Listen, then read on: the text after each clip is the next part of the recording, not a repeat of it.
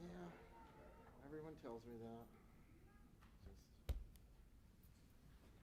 I'm worried about that. What's wrong?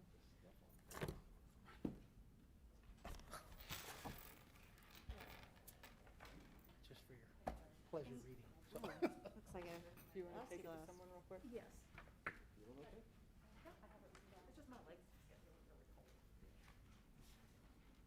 Beautiful day today.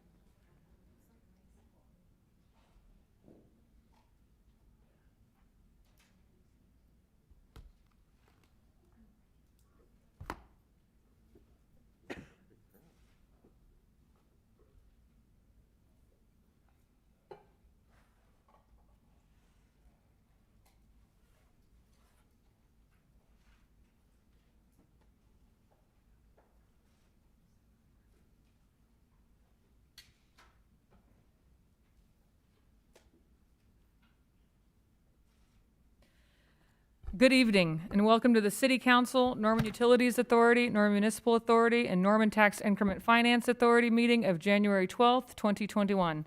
Madam Clerk, will you please call the roll? Here. Here. Brown. Here. Councilmember Hall. Here. Councilmember Foreman. Here. Councilmember Nash. Here. Councilmember Holman. here. Councilmember Peacock. Here. Mayor Clark. Here. Thank you. Please join me in the Pledge of Allegiance. I pledge allegiance to the flag of the United States of America and to the republic for which it stands, one nation, under God, indivisible, with liberty and justice for all.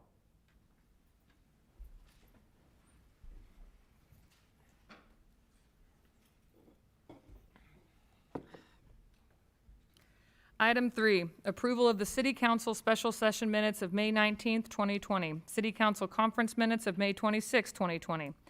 City Council study session minutes of June 2nd, 2020. City Council study session minutes of June 16th, 2020. City Council special session minutes of June 30th, 2020. City Council conference minutes of July 14th, 2020. City Council study session minutes of August 4th, 2020. City Council special session minutes of November 24th, 2020. City Council, Norman Utilities Authority, Norman Municipal Authority minutes of November 24th, 2020. And Norman Tax Increment Finance Authority minutes of November 24th, 2020. City Council, Norman Utilities Authority, Norman Municipal Authority, and Norman Tax Increment Finance Authority special session minutes of December 1st, 2020. City Council, Norman Utilities Authority, Norman Municipal Authority, and Norman Tax Increment Finance Authority minutes of December 8th, 2020. I need a motion to approve the minutes. So moved. Second. Thank you. The motion on the floor is to approve the minutes. Madam Clerk, will you please call the roll? Councilmember Bierman. Aye. Councilmember Carter. Aye. Councilmember Petrone. Aye. Councilmember Hall. Aye. Councilmember Foreman. Aye. Councilmember Nash. Aye. Councilmember Holman. Yes. Councilmember Peacock. Yes. Mayor Clark. Yes. The minutes are approved unanimously. Thank you. Item 4 is a presentation to the City Council by the Norman Arts Council. I need a motion to allow Norman's Arts Council to make a short presentation. Motion. Second. The motion on the floor is to allow the presentation. Madam Clerk, will you please call the roll? Councilmember Bierman. Yes. Councilmember Carter. Yes. Councilmember Petrone. Aye. Councilmember Hall. Aye. Councilmember Foreman. Aye. Councilmember Nash. Aye. Councilmember Holman. Yes. Councilmember Peacock. Yes. Mayor Clark. Yes. The motion passes unanimously. The presentation is actually a short video.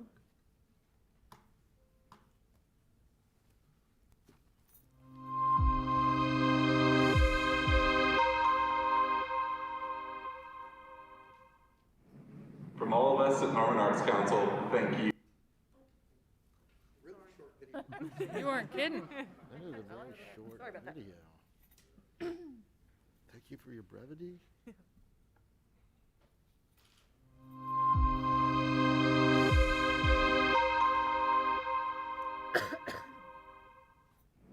From all of us at Norman Arts Council, thank you, City Council. Your allocation of CARES Act funding has saved the arts in Norman. We are so appreciative of your ongoing support of the arts. And there are many more of us who wish to thank you. Hello, City of Norman, City Council. This is Julia Ayala Harris. I'm the Executive Director of Cimarron Opera, and I want to thank you so much on behalf of Cimarron Opera for your allocation of those COVID relief funds to Norman Arts Council. We appreciate you all so much, and we hope you have a happy holidays and a happy new year. Hello, I'm Mariel Martin, and on behalf of Norman Cultural Connection, we want to thank you so much for all your support of the arts and humanities organizations that make Norman so special. Hello, City Council members of the great city of Norman, Oklahoma. On behalf of the staff and the board of the Norman Music Festival and of the Depot, I want to give you our deep appreciation and thanks for your consideration of funding for the arts organizations in your allocation of the CARES Act funding for our city. We are a force for good. We are a force for healing and creativity and community cohesion, and we won't let you down in 2021. Thank you so much for your support. Thank you so much to the Norman City Council for providing extra funding to the Fred Jones Jr. Museum of Art. Hello, Norman City Council. My name's Amy Ruck, and I'm born and raised in Norman. I live in Ward 2. I work in Ward 4 at the Art Therapy Center. And I help organize 2 local arts events, and we're here to say thank you. The Norman Mardi Gras Parade started in 1994 with local artist Jeannie Flanagan. And the Norman Groove Fest Human Rights Music Festival started with local students who wanted to create a day in the park in 1986. And we are the second longest running Human Rights Music Festival in the world, next to Athens, Georgia, but we've had more events. We've had almost 60 events at Andrews Park, in Campus Corner, at the Duck Pond, trying to bring the community together in a positive way through arts, through music, through speakers, downtown, in the park. If you haven't been, I want to personally invite you. But for this, I really want to just say thank you for helping us put on more than 80 shows in Norman for the last 36 years. Norman is a healthy community. We are as healthy as we are because of the arts and because of the university and our support for the arts through education and through you and all of your good works. Thank you so much for what you do for Norman. It really makes a difference, a positive difference. Thank you and happy holidays. Bye. Hello, council members. This is Norman Hammond, Director of Development for Jazz in June. I just want to say thank you. Thank you and thank you again. Your visionary support of the arts at this time of pandemic is really more than I can express in thanks. You took a stance and helped us all out at a time when basically we have been forgotten by so many others. Thank you. Hear ye, hear ye. Aldermen and women of the city of Norman, good morrow. Now more than ever, we know there are many competing demands on the public purse. So it is with great humility we say thank you and huzzah for your bountiful generosity in funding the Norman Arts Council. I'm Cheryl Martin. I'm the Artistic and Executive Director of Namron Players Theater. We do original plays. And on behalf of our Board of Directors and the artists who work with us, I want to say a very big thank you to the Norman City Council for making funding available so that we can continue to tell Norman stories. Thank you very much. Hi, I'm Dr. Dara Fogel, President of the Norman Family Theater. And on behalf of the Board of Directors, we would like to extend our gratitude and most heartfelt thanks to the Norman City Council for your generous support. Thank you so much for helping keep the arts alive in Norman. Merry Christmas. Hello, Norman City Council, and thank you from the Norman Film Festival. Your vote to allocate funds to Norman arts organizations has meant everything for us this year and helped us to keep our festival going another year. We look forward to smoother sailing in the years to come. Thank you once again. Thank you, City Council. From Oklahoma Youth Sing, I'm Sandy Knudsen, Artistic Director, and I just want to specifically thank you for supporting the arts with some of the CARES grant funds. Thank you.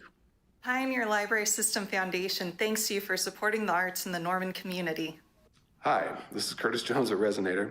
I just want to give a big thank you on behalf of all of us here to the Norman City Council. Thank you for recognizing the importance arts plays in our community, and thank you for your generosity. Here at Scissortail Productions, we'd like to thank the Norman City Council for their generous support of the arts. Your allocation of funds from the CARES Act grant to the Norman Arts Council has made it possible for us to continue to provide performance opportunities for Oklahoma musicians in a virtual season like no other. Hello everyone, Jennifer Baker here at the Sooner Theater. We can't tell you how much we love and appreciate you. We're thinking about all of you during these crazy times, and we know you're fighting for us every day. Thank you, thank you, thank you.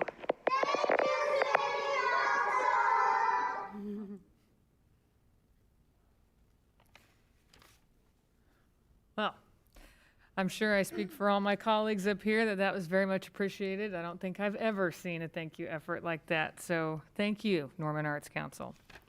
On to item 5, a proclamation proclaiming the month of January 2021 as National Mentoring Week. I'll entertain a motion to acknowledge receipt of the proclamation. So moved. Second. The motion on the floor is to acknowledge receipt of the proclamation. Madam Clerk, will you please call the roll? Councilmember Bierman? Aye. Councilmember Carter? Aye. Councilmember Petrone? Aye. Councilmember Hall? Aye. Councilmember Foreman? Aye. Councilmember Nash? Aye. Councilmember Holman? Yes. Councilmember Peacock? Yes. Mayor Clark? Yes. The motion passes unanimously. Thank you. A proclamation of the Mayor of the City of Norman, Oklahoma, proclaiming the month of January 2021 as National Mentoring Month in the City of Norman. Whereas January 2021 marks the 19th anniversary of National Mentoring Month, which honors volunteer mentors who support young people by showing up for them every day and demonstrating their commitment to helping them thrive. And whereas mentoring programs like Alameda Reading Tutoring Program, Big Brothers Big Sisters Norman, Center for Children and Families Boys and Girls Club of Norman, Bridges of Norman Mentoring Program, Chevron Phillips Scholar Mentor Program, and Dean's Leadership Council make our city stronger by driving impactful relationships that increase social capital for young people and provide invaluable support networks. And whereas during the COVID-19 pandemic, mentoring programs have stepped up to fill gaps for young people and families, connecting them with resources and ensuring that mentoring relationships continue virtually to ensure that physical distancing does not mean social disconnection. And whereas students who meet regularly with their mentors are more than 52% less likely than their peers to skip a day of school, and youth who face an opportunity gap but have a mentor are 55% more likely to be enrolled in college than those who did not have a mentor. And whereas quality mentoring promotes healthy relationships and communication, positive self-esteem, emotional well-being, and growth of a young person in their relationships with other adults. And now, therefore, I, Mayor of the City of Norman, Oklahoma, do hereby proclaim the month of January 2021 as National Mentoring Month in the City of Norman, Oklahoma, and encourage all citizens, businesses, public and private agencies, and religious and educational institutions to celebrate, elevate, and encourage mentoring in the City of Norman and recruit adult mentors. I would now like to recognize Bianca Gordon of Bridges, Jeff Moody of Big Brothers and Big Sisters, and Dr. Ronald Anderson from the OU Mentoring Program in the College of Business. Come on up and please be brief.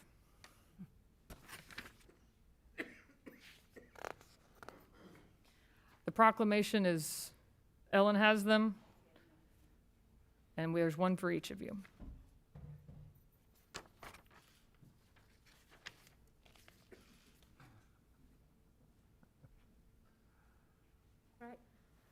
Thank you so much. If you have been in the city of Norman for any amount of time, you understand that Norman has an amazing sense of community and takes care of its own. And Bridges, formerly Independent Living Services for Youth, was born out of someone's foresight in knowing that we need to take care of young people who live on their own. So this is such an important proclamation, and I thank you all so much for making sure that this is acknowledged. Again, some of the statistics that you mentioned are so important to our young people. Please do mentor if you haven't yet. I completely encourage it. Mentoring is a part of why many people are sitting as city council people. It's a huge part of my parents becoming teachers and principals, and it's a huge part of of anyone who is becoming a leader in the future. So thank you all so much. I just want to thank you guys for recognizing this month as Mentoring Month. Bria, you pretty much I need you to just repeat all of that again every time I present to anybody, because that was amazing. I don't really have much to follow up with other than at Big Brothers Big Sisters, we're just trying as hard as we can to keep things going and just, like you said, respect the social distancing, but still keep doing what we're doing. So thank you guys so much for everything you do, and especially for this. So thanks. Our program at the university is kind of unique. It's industry driven and university sanctioned, and so we have groups of students that we pull and network through businesses to bring in and mentor each students. We've had mentors from as far as Houston, we've had Oklahoma City, more, and of course, probably about, I think you'll be proud, about 80%, 85% of all come from Norman. Norman has a very vibrant community in terms of business, and it doesn't take us very long to reach out and have plenty of volunteers to help students.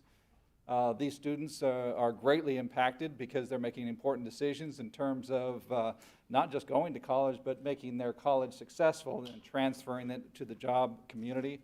And we've been doing this for over a decade. Dr. Mark Scharfman started this thing, and we've pushed this thing for, like I said, over a decade, and we've had a great time doing it. We've actually had the mentors have had such a wonderful time. In one case, I believe one mentor almost adopted one of the students, which I have to suggest that maybe happens more than once. And so thank you for this for the recognition. We'll continue this effort, and we have a great time. Thank you. Thank you to you three and all of the mentors here in Norman.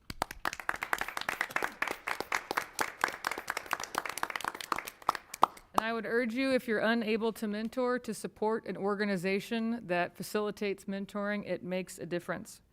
On to the consent docket. Item 6. This item is placed on the agenda so that the City Council, by unanimous consent, can designate those routine agenda items that they wish to be approved or acknowledged by one motion. I need a motion to place items 7 through 44, excluding item 37, on the consent docket. So moved. Second. The motion on the floor is to place items 7 through 44, excluding item 37, on the consent docket. Madam Clerk, will you please call the roll? Councilmember Bierman? Aye. Councilmember Carter? Aye. Councilmember Petrone? Aye. Councilmember Hall? Aye. Councilmember Foreman? Aye. Councilmember Nash? Aye. Councilmember Holman? Yes. Councilmember Peacock? Yes. Mayor Clark? Yes. The motion passes unanimously. Thank you. Item 7, ordinance 2021-22 upon first reading, amending the planned unit development established in ordinance 9798-28 for property located at 1315 24th Avenue Southwest. Item 8, ordinance 2021-23 upon first reading, rezoning 231 West Main Street from CCFBC, Center City Form-Based Code, to Center City Planned Unit Development. Item 9, ordinance 2021-24 upon first reading, closing 2 public right-of-way alleys as well as existing utility easements located in Block 1 of East University Addition. Item 10, ordinance 2021-29 upon first reading, authorizing a special election in the city of Norman on the 6th day of April 2021 to submit to registered voters the question of issuance of bonds in an amount not to exceed $27 million to be issued in series to provide funds for reconstructing, repairing, improving, and rehabilitating existing streets, roads, and intersections, including lighting, sidewalk bike packs, landscaping, related drainage improvements, driveway reconstruction, and other related improvements, and levying and collecting an annual tax in addition to all other taxes upon the taxable property for the payment of interest and principal on said bonds.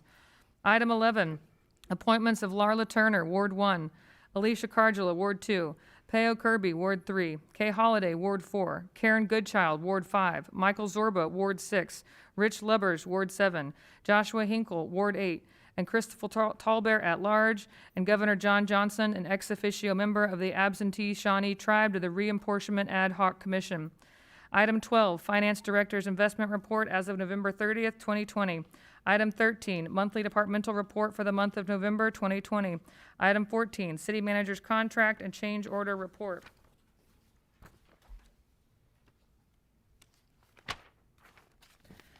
Item 15, bid contract with Landmark Construction Group LLC in the amount of $2,327,300 for the Household Hazardous Waste Facility and Container Maintenance Facility Project, associated bonds, and budget appropriation from the Sanitation Fund balance. Item 16, bid contract with Cimarron Construction Company LLC in the amount of $1,413,030 for the Interstate Drive Waterline Replacement Project and associated bonds and budget transfer. Item 17, bid contract with WEB Construction Incorporated in the amount of $338,000, performance bond 2021-59, statutory bond 2021-60, and maintenance bond 1920-45 for water treatment plant 36-inch filter effluent pipe improvements project. The following 5 evens are for the Merkle Creek Stabilization Project. Item 18, temporary easement 2021-52, a temporary construction easement donated by Norman Public Schools. Item 19, easement 2021-53, permanent drainage easement donated by Norman Public Schools. Item 20, temporary easement 2021-54, temporary construction easement donated by Norman Public Schools. Item 21, temporary easement 2021-55, permanent drainage easement donated by Norman Public Schools. Item 22, permanent easement 2021-56, permanent drainage easement donated by the City of Norman Parks and Recreation Department. The following 5 easements are for the Interstate Drive Waterline Replacement Project. Easement 2021-58, permanent waterline easement donated by Kwang Soo Gu. Item 24, easement 2021-59, permanent waterline easement donated by Saltgrass Incorporated. Item 25, easement 2021-60, permanent waterline easement donated by Donahue Leasing Incorporated. Item 26, easement 2021-61, permanent waterline easement donated from 3MT LLC. Item 27, easement 2021-62, permanent waterline easement donated from Cracker Barrel Old Country Store Incorporated. The following 3 easements are for the 36th Avenue Northwest Widening Project from Tecumseh Road to Indian Hills Road. Item 28, easement 2021-64, permanent right-of-way easement from Ronald and Sheila Gibson in the amount of $18,000. Item 29, easement 2021-65, permanent right-of-way easement from Robert Anthony Stoops Revocable Living Trust in the amount of $65,315. Item 30, temporary easement 2021-66, temporary right-of-way easement from Robert Anthony Stoops Revocable Living Trust. Item 31, easement 2021-67, grant of easement to Oklahoma Gas and Electric Company for relocation underground facilities at Irving Middle School. Item 32, Amendment Number 1 to Contract 2021-14 with the Oklahoma Historical Society State Preservation Office for the acceptance of an additional $4,025 in certified local government grant funds to be used for the development and support of local historical programs. Item 33, final acceptance and final payment of Contract 2021-29 with Precision Concrete Cutting of Oklahoma LLC for the sidewalk horizontal saw cutting project.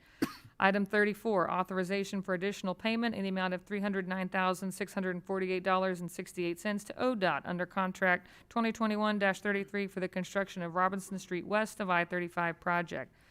Item 35, Contract 2021-38 with the Oklahoma Water Resources Board for the completion of the Lake Thunderbird Total Maximum Daily Load TMDL Plan Monitoring Years 6 through 10 project.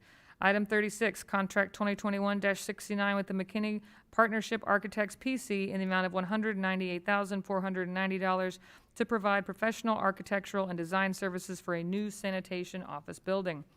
Item 37 has been removed from the consent docket. Item 38, acceptance of emergency solutions grant in the amount of $57,134 from the Oklahoma Department of Commerce to be used as pass-through funding to the Salvation Army of Georgia Corporation for the operation of an emergency shelter, approval of contract 2021-80 and budget appropriation. Item 39, contract 2021-81 with the Salvation Army of Georgia Corporation in the amount of $57,134 for the emergency solution grants program to be used for an emergency shelter. Item 40, Contract 2021-83, a ground lease for parking with the United States Postal Service for annual rental in the amount of $9,009 for initial term of 5 years for parking spaces with the city parking lot located at Santa Fe and Gray Street. Item 41, Contract 2021-85, a ground lease for parking with the United States Postal Service for annual rental $19,305 for an initial term of 5 years for parking spaces within the city parking lot located generally at the intersection of Tonawa and James Garner Avenue. Item 42, Resolution 2021-76, allowing city manager to approve special claims in an amount not to exceed $10,000. Item 43, Resolution 2021-77, authorizing the acquisition of certain real property, more particularly hereinafter described, all within the city of Norman for the purpose of the 36th Avenue Northwest Bond Project, and declaring the necessity of acquiring said property for roadway, utility, and drainage purposes, and authorizing initiation of eminent domain proceedings. Item 44, a resolution 2021-78 transferring surplus funds in the amount of $9,500 from the Animal Welfare HVAC project to purchase 2 laptop computers to be used at the Norman Animal Welfare Center. I'd like to recognize Councilmember Peacock for an abstention. Yes, thank you. I need to recuse on item 8 as I am the architect of record for the project and have an actual conflict under section 2-103D1 of the City Code. Thank you, Councilmember. I need a motion to allow Councilmember Peacock to abstain from item 8. So moved. Second. The motion on the floor is to allow Councilmember Peacock to abstain from item 8. Madam Clerk, will you please call the roll? Councilmember Bierman? Aye. Councilmember Carter? Aye. Councilmember Petrone? Aye. Councilmember Hall? Aye. Councilmember Foreman? Aye. Councilmember Nash? Aye. Councilmember Holman? Yes. Councilmember Peacock? Yes. Mayor Clark? Yes. The motion passes unanimously. Thank you. I'll entertain a motion to approve or reject the consent docket. Motion to approve. Second. Are there any comments from council regarding any item on the consent docket? Councilmember Hall. I just wanted to make a brief comment about agenda item number 32 that involves accepting grant for the Historic District Commission and Historic District purposes. I want to recognize staff member Anna E. Starr for her diligent and perseverance in working through revising the Historic District guidelines along with the Historic District Commission. We are getting one step closer, and part of the resources allocated in what we just approved are going to go towards the final compilation and printing of the Historic District guidelines. It's been 10 years since we revised them, and this was a long time in coming, and I just appreciate the efforts that she put into this, and also the Historic District Commission. We have 3 historic districts in Norman. It's a very important work that we do with our zoning overlay to protect our story and our historic buildings, and I just want to say thank you for your work. Thank you, Councilmember. Councilmember Holman. Thank you. Item number 10, and just a few comments. Staff may want to weigh in on it if they would like. But I didn't see the actual word renewal in the language.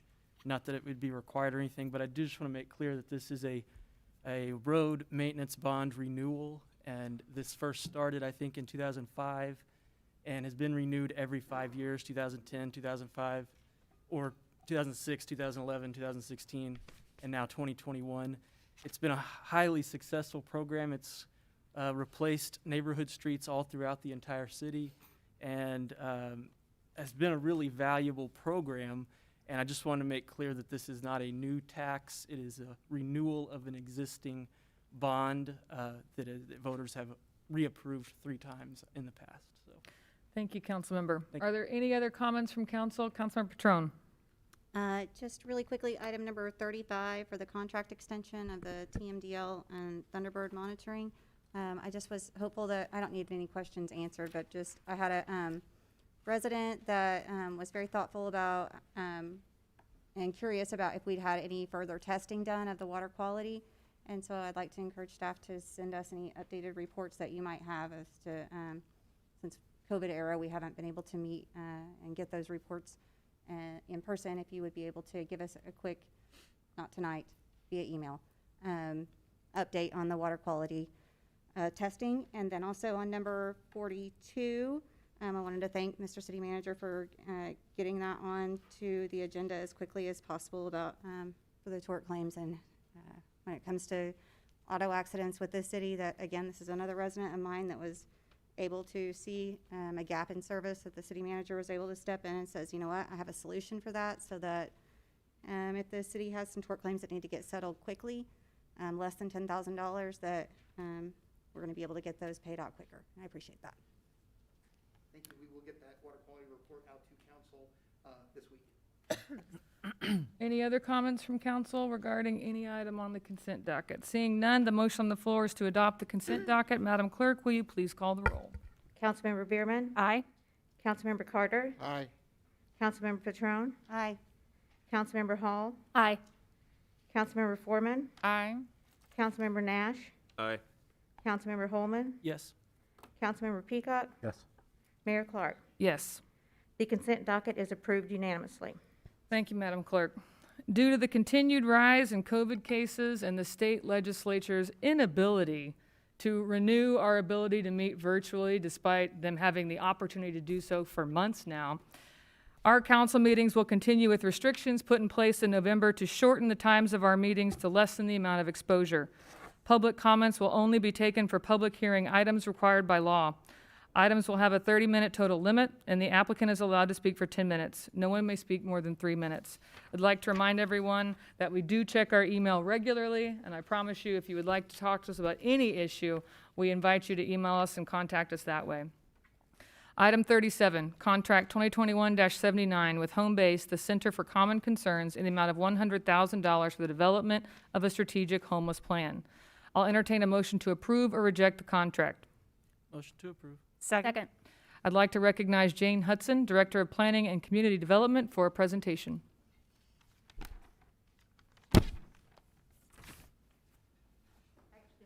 Mrs. Michelle Evans will deliver that report. Thank you, Madam. Nope, okay. Good evening, Mayor. Good evening, Council and city staff and anyone else who's out there. There is a presentation, so I would like to just go through that briefly for you, and then if there's any questions immediately after, we can address that the best we can. So to give a quick rendition of the timeline, during the conversation surrounding the unsuccessful GO bond, it was determined that if, and also before, a substantial capital funding should be allocated towards addressing homelessness, and overarching assessment of our system should be conducted by an outside party. At that time, a capital project was included within the FY 21 capital budget, funding both a homeless strategic plan and a housing strategic plan. We contracted with ADG to assist in the development of the RFP.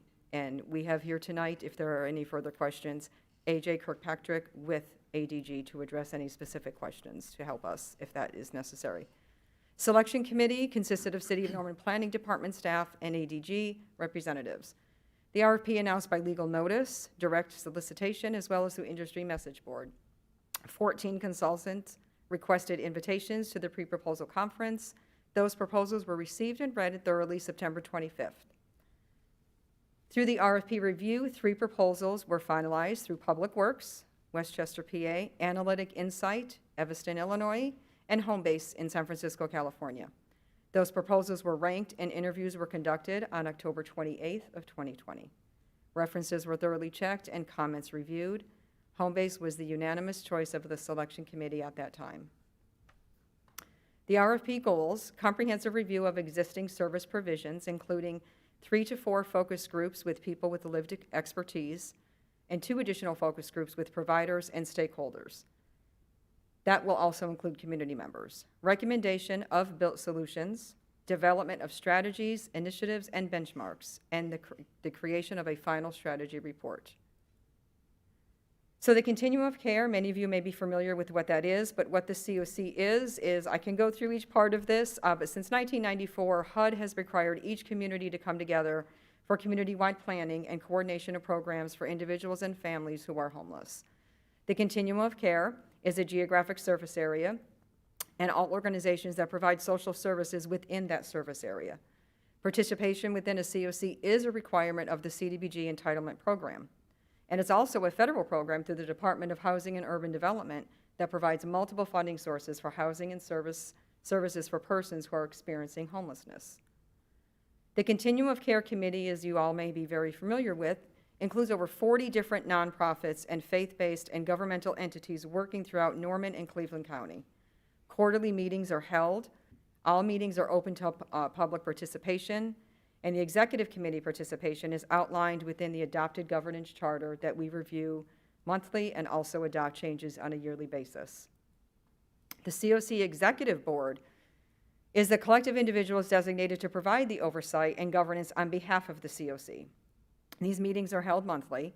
The board's responsibilities are defined by the COC and written into the COC's governance charter. As required also by HUD, the COC board must be representative of the relevant organizations and projects serving homeless populations and subpopulations within the COC's geographic area. The board must also include 1 homeless or formerly homeless individuals. We have 2 currently serving. The board includes representatives from these multiple agencies here and several others. We also partner very closely with Oklahoma City and Tulsa. The collaborative applicant, which is the lead organization, which is the City of Norman.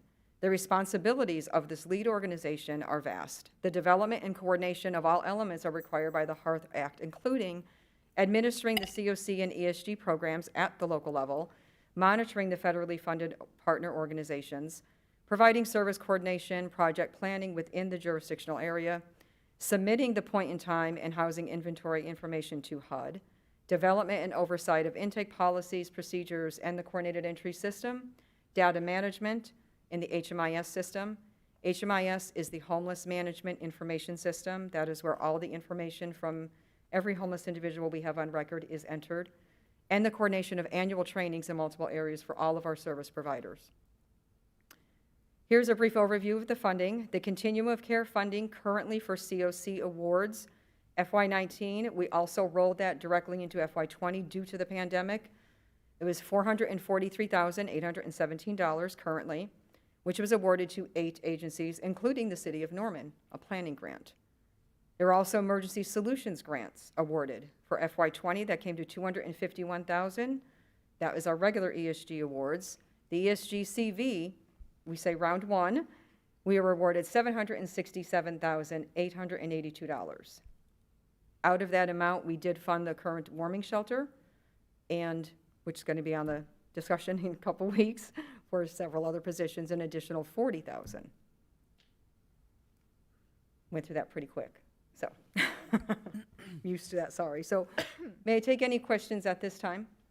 Ms. Evans, can you go back to that last slide, please? Oh, certainly.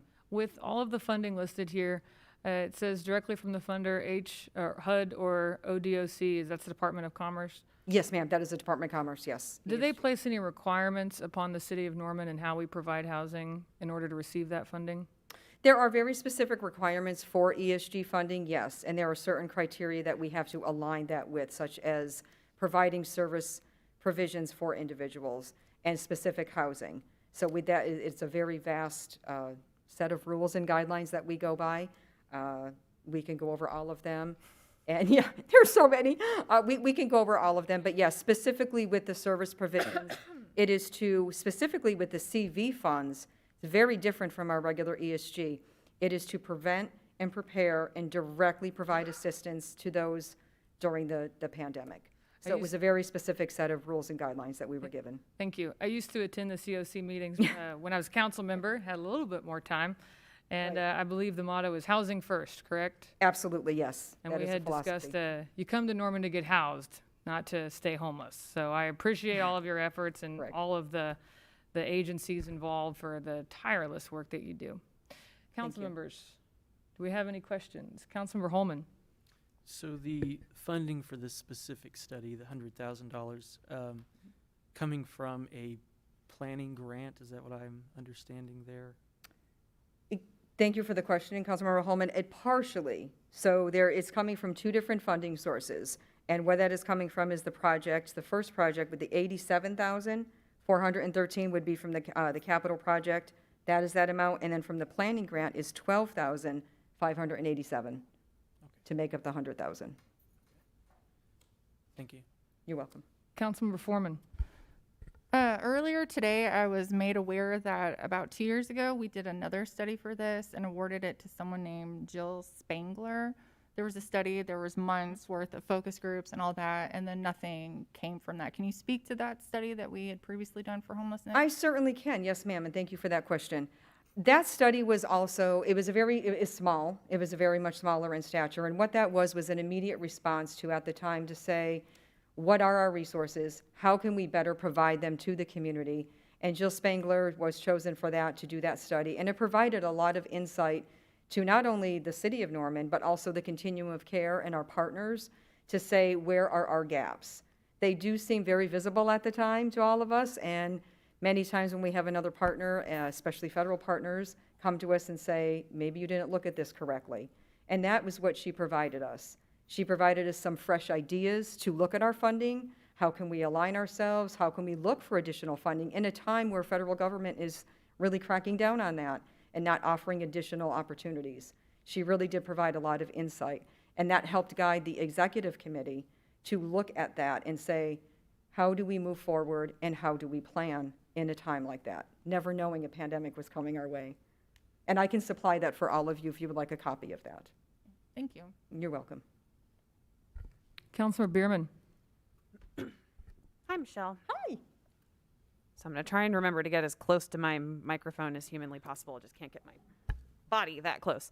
So I'm trying to kind of wrap my head around this because it seems like the feedback that I've been receiving from people who are concerned about this funding is that, this is my interpretation of this, I'll just put it that way, is that while their sense of what the city's mission should be and the city's sense of what the mission should be overlap in a lot of ways, there's daylight on the outside. And I think what their concern is they see housing first as, yes, the ultimate end goal. But I think what they are concerned about, and at least the feedback that I've been receiving, seem to circle around, they want to ensure that immediate emergency needs are also met. You know, they see our entire community in distress, but they also see our homeless population in much more significant levels of distress. And I think it seems to me that what they're worried about is that it seems like they're worried that putting this money into the study basket takes money out of serving immediate needs. So maybe you're not the one to speak to this, maybe the city manager is the one to speak to this, but how can we address that? Because that seems to be the frustration from the people I've heard from who say there are a lot of immediate needs that need to be met right now. We don't need to spend time studying how to help them in the future because their suffering right now is more important. So, and I know that from my own experience that funding is not, you put it over here, it's because it came from over here. So can we speak to that about what funding we have available for kind of these emergency immediate needs? We talked about this a little bit with the ESG CV grant, but can you speak to that a little bit? Because I don't think that anyone that I've spoken to who is concerned about this allocation doesn't want to make sure that we're doing things the best way or that we are still marching down the path towards the ultimate end goal. They're just seeing a whole lot of immediate needs right now that they want to see addressed. Councilmember Bierman, I appreciate that question very much, and you and I have had many discussions over the years. You have helped us with Point in Time. You have seen firsthand those immediate, urgent needs that we all see on a daily basis. So I will speak to this first, and City Manager, if you would like to intervene. What I would say first, those immediate needs, they will always be in a community. We realize that, and that is something that we look at every day. We look at gaps, how we can meet them. I'll tell you what we do have currently, and it doesn't meet it 100%. So we have the shelter. We have that immediate need. So our federal funders say you have to have another mechanism to offer your unsheltered population. We met that need. We met that need last year, and we got the shelter going in a matter of weeks. We did that, and we housed 62 individuals out of that 204 unduplicated coming through the door. We knew it worked, but we also knew we can do better. We said, how can we continue this work? We increased our population. We increased our service providers going out, doing outreach, going to these encampments, finding out why they were setting up encampments, finding out what we can do to help them. We were getting more people into housing, but we knew we could still do better. So we looked at funding. We looked at additional.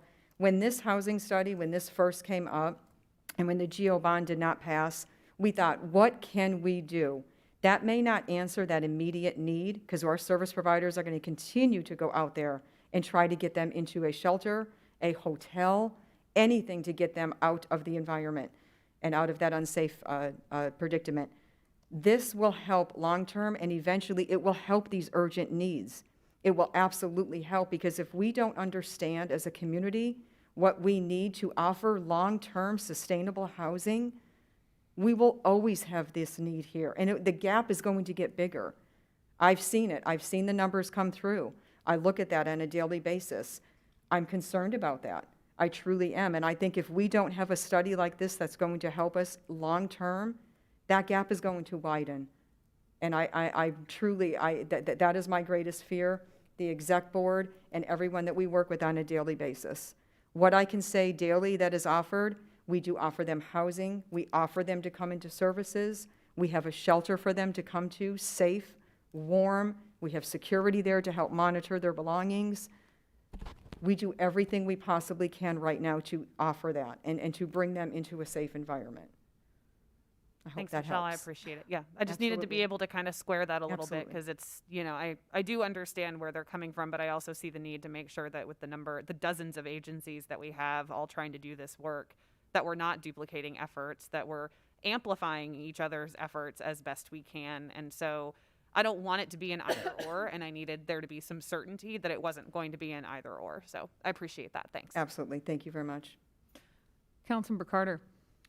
I didn't know if I heard that certainty. So explain that to me. Where is this money coming from again? These fund, is it not, I thought it was a general fund appropriation. No. Yes, look at Can Anthony address this maybe, or? Absolutely.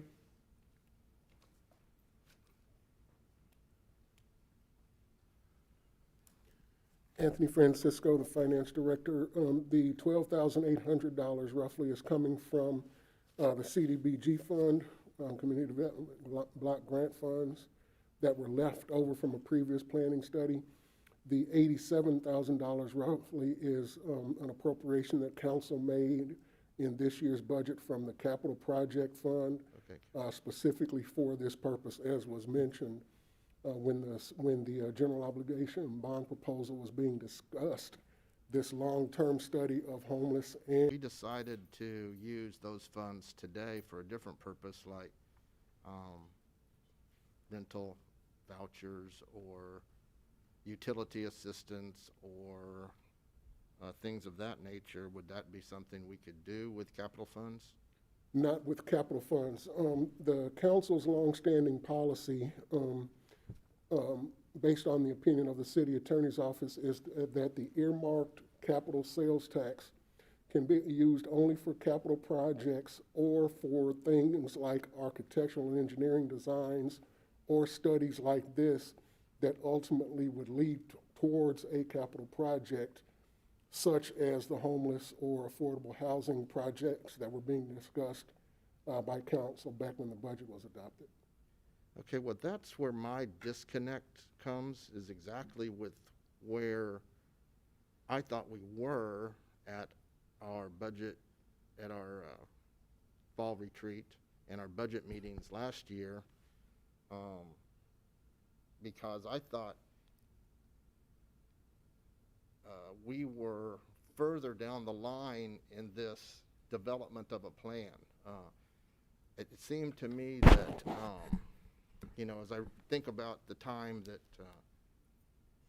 I've been on council, we've made remarkable inroads in the placement of veterans, for example.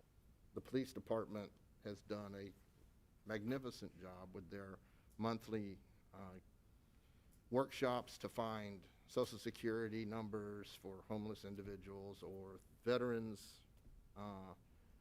benefits for them, where we, you know, as I recall, we were moving, you know, 8 or 9 people a month out of kind of a chronic homelessness situation into a different situation. Incredible progress, incredible progress. I thought that we had, you know, a good strategy in our purchase of a building on Porter Street at the Porter campus, where we were going to consolidate activities. I mean, please, if I've got this wrong, and we were going to, that would be a warming shelter, you know, and as I recall, I guess it was at the retreat, again, I remember talking about just wanting $7,500 in our budget to build a bus stop at the jail and alter that route, which is a little more money, you know, that whole strategy. But, you know, we needed $7,500 to build a bus stop because right now we're releasing prisoners and they can't get back to town to get the services that they need.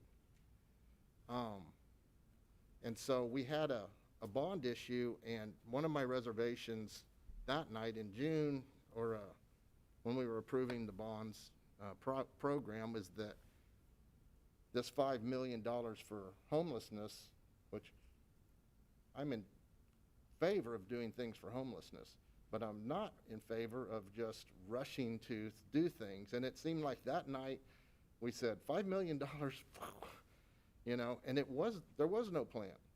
You know, there was no architectural and engineering component, I thought, a site selection component, the forethought of knowing that actually $5,000, and I thought the thought at the time was, this is to serve this basic goal that we've always had, which is housing first.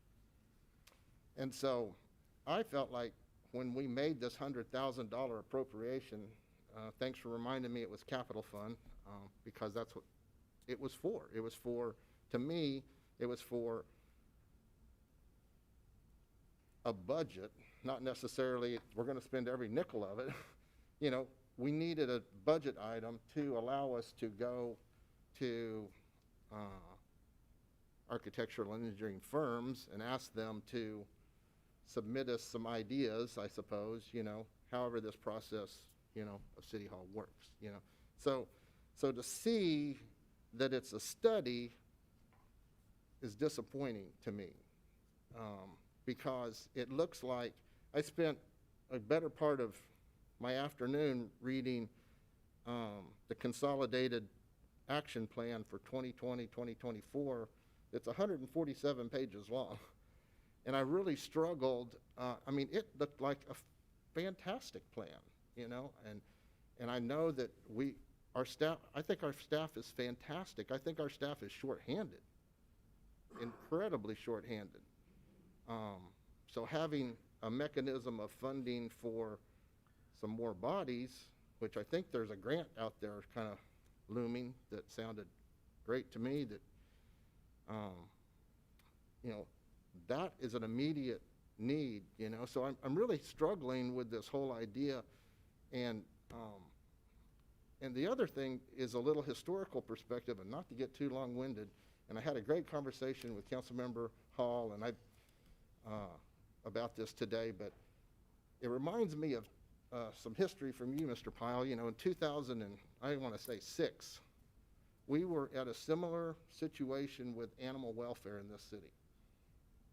And there was an ad hoc committee, and it was struggling, and it hired if I remember, a $75,000 consultant out of state, came in.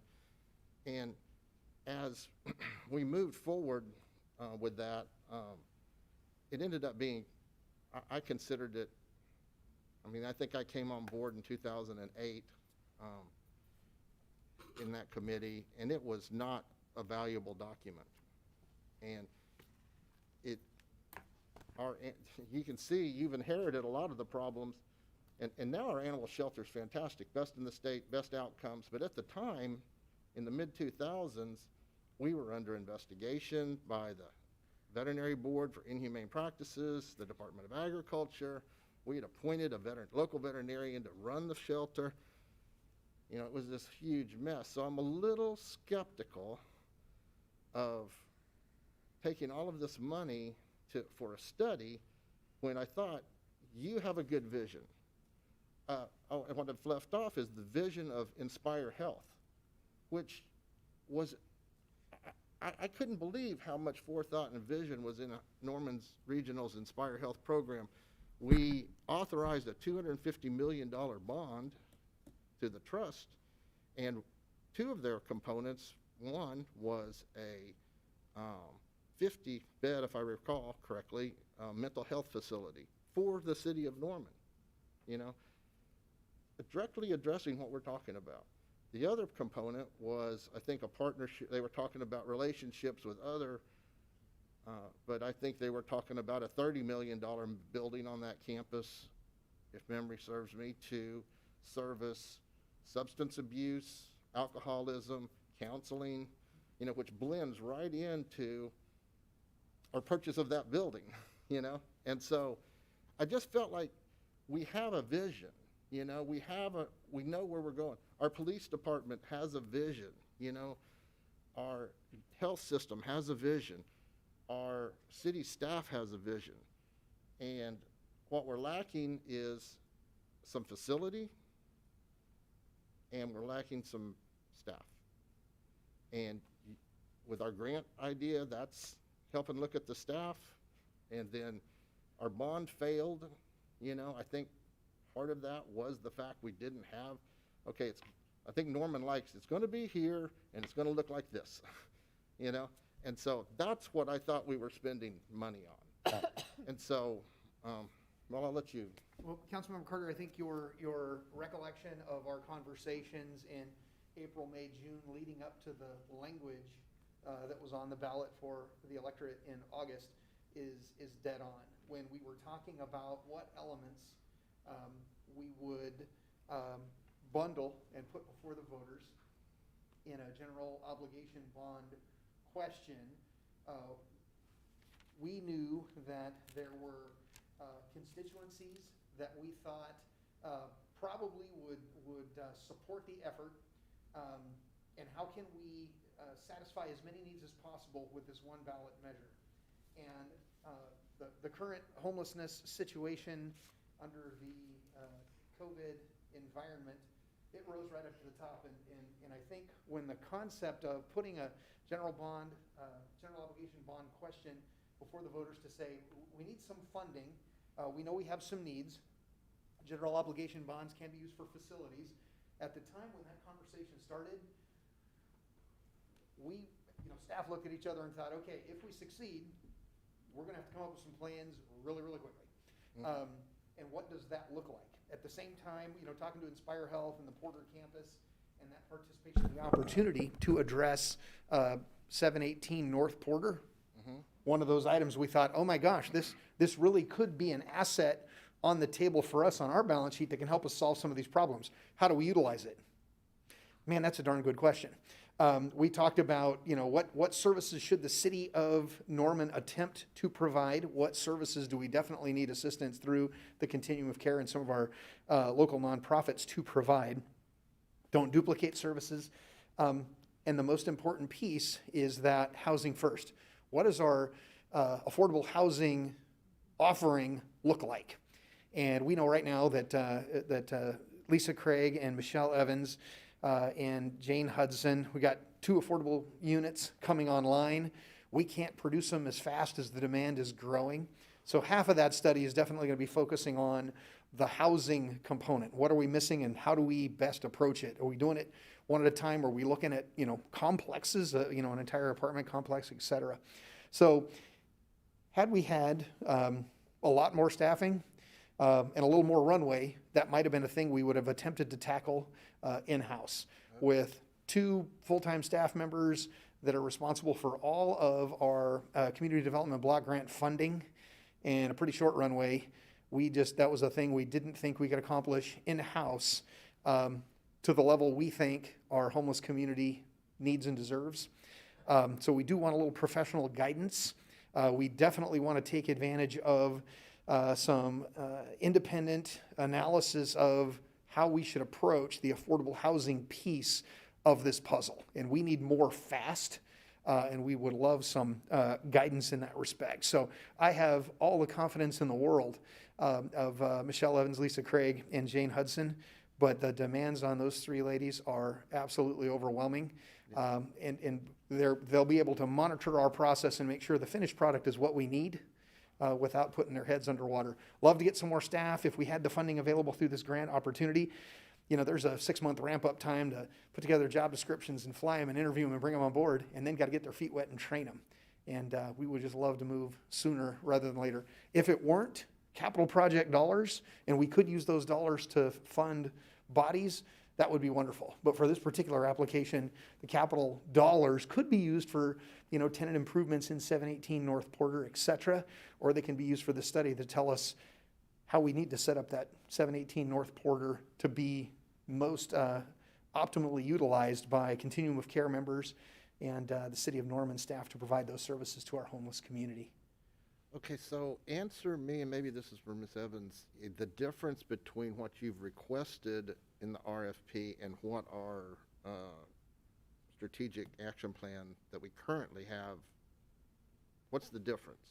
Because what I'm hearing from your mouth is a little bit different than what I interpreted we were going to maybe get, you know? I mean, I understand about an overview, but it looks like we need to drill this down and look at the way we want to house these people. I'm going to ask everyone to be brief. We're running towards the end of our time limit on this item. Oh, Ms. Evans? Yeah, thank you, sir, for that question again. The difference is this plan will provide the immediate gaps that we think we know. What it's going to do is give us the roadmap. Give us the roadmap to say once and for all. And I also might add to what Mr. Pyle had said, the community involvement. We are forgetting that. The community wanted to be involved in a study. That small study that was done just in-house, that was more for our providers, for us to say, okay, as the lead agency, what can we do? There were provider involvement, but not community. This study will help us get that. And the community, when that GO bond did not pass, that was overwhelmingly what we heard. The community wanted to be heard as well. This will allow that to happen, to say, what do we need? Is it affordable housing? Yes.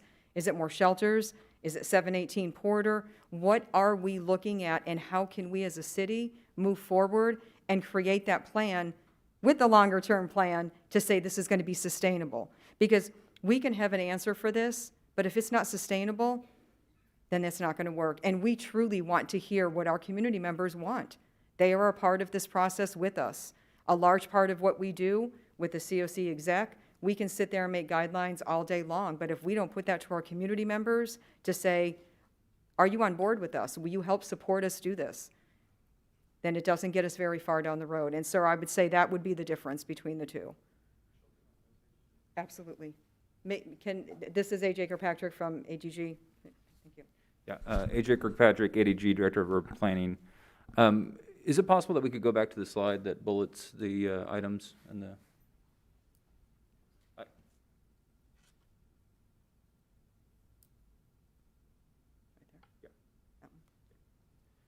I think, Councilman Carter, that actually we're not that far off. That second bullet, I'm the person that wrote the RFP, so I have the best working knowledge of it. You have to remember, if I take you back to the summer, we wrote this assuming that was going to pass, and we were going to have $5 million and not know the quickest and best way to spend that money. If you go back and look at some of the comments, the more measured comments of people saying they weren't going to vote for that homelessness, and remind you that that was the closest one. Yeah. Several of them were, I can't do this because it's a blank check or there's not a plan. Yeah. And so we were planning on getting that $5 million and be rolling right now towards coming up with a better solution than what had already been proposed. Yeah. I think there's still some debate about what the best, the recommended built solution is, if that's a day shelter, a night shelter, homelessness, housing solution first, housing first solution. But we, even if it is a shelter, we understood that there are still lots of questions out there. Who's going to operate it? How's it going to be funded annually? Those were all things that we were going to use this study to address. So 20% of the budget is for them to work with an architect to get further down the path in terms of design and establishing the physical program of that building based off what they're hearing on the overall comprehensive analysis they're doing. Okay. And you're comfortable with the selection of this provider to do all that? Yes. We got 3 great proposals. As she mentioned, someone from Oklahoma City that was working with Oklahoma City on their plan right now. Home Base is working with Tulsa.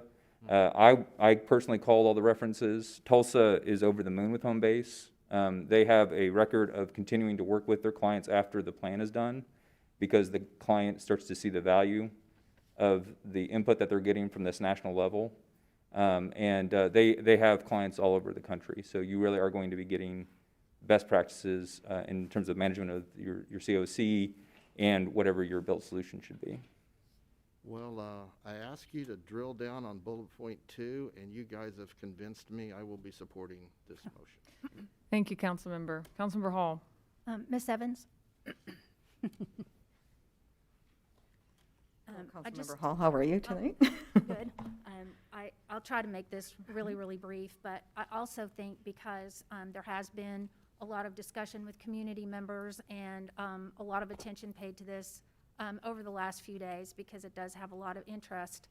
If you could, I think we've touched on some points, but I also wanted to point out that we do have an ad hoc committee that was appointed by Mayor Clark in July of 2019 that to address the homelessness issue, and that is in addition to the other structure of the COC team and when you meet and all of that sort of thing.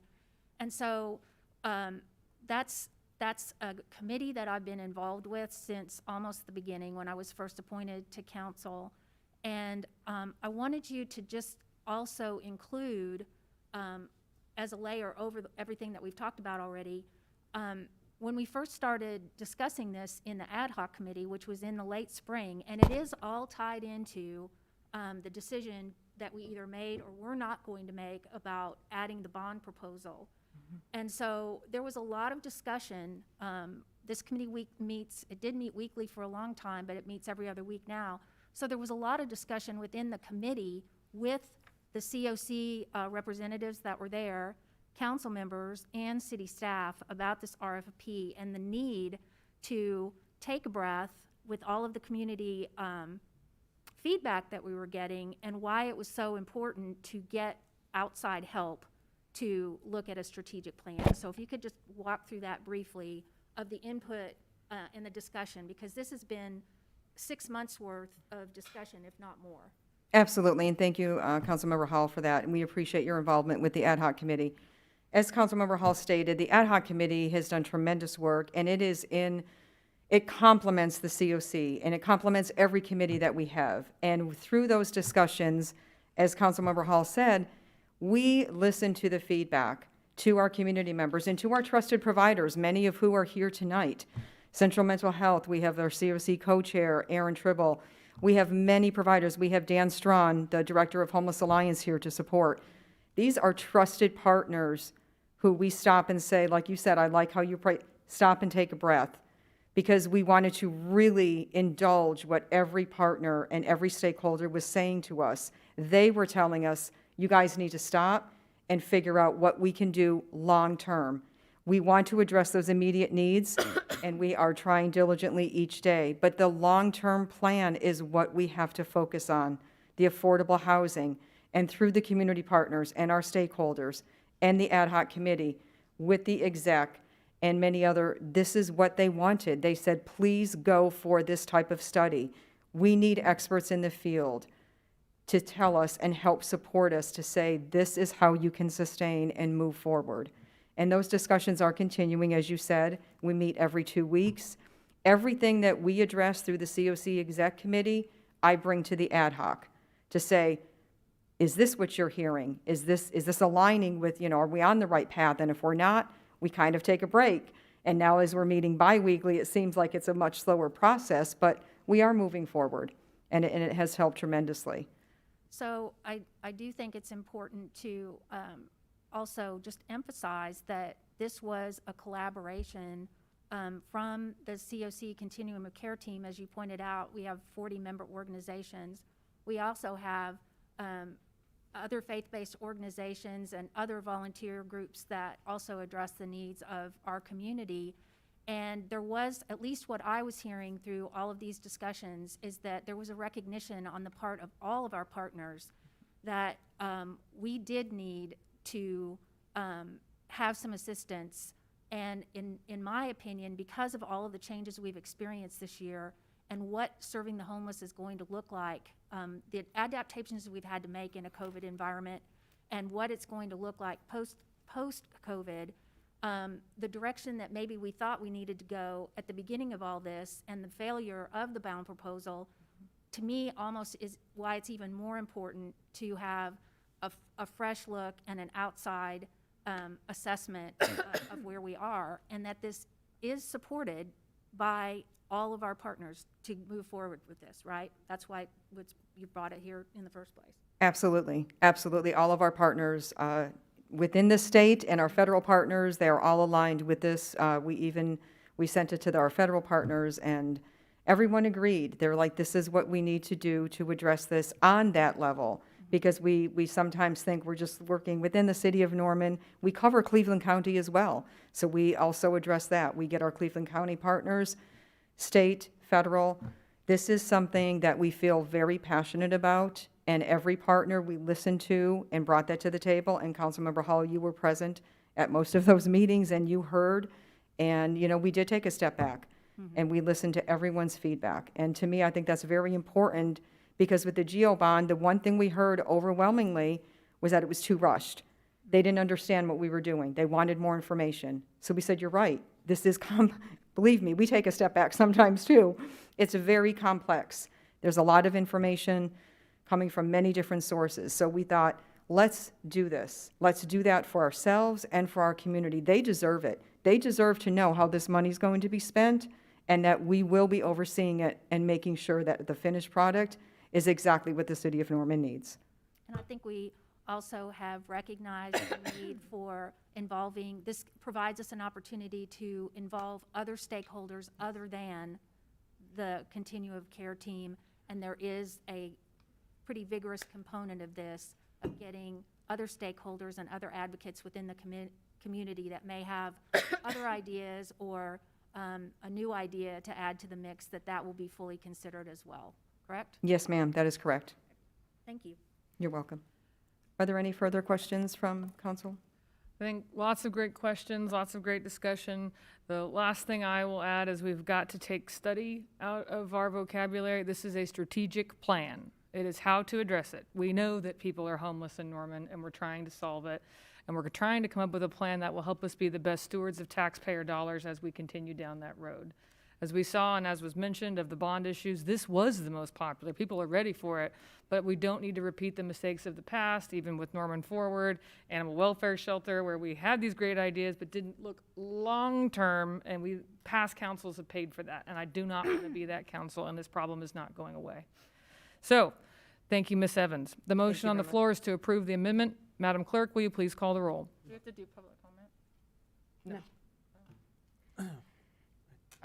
Councilmember Bierman? Public comment.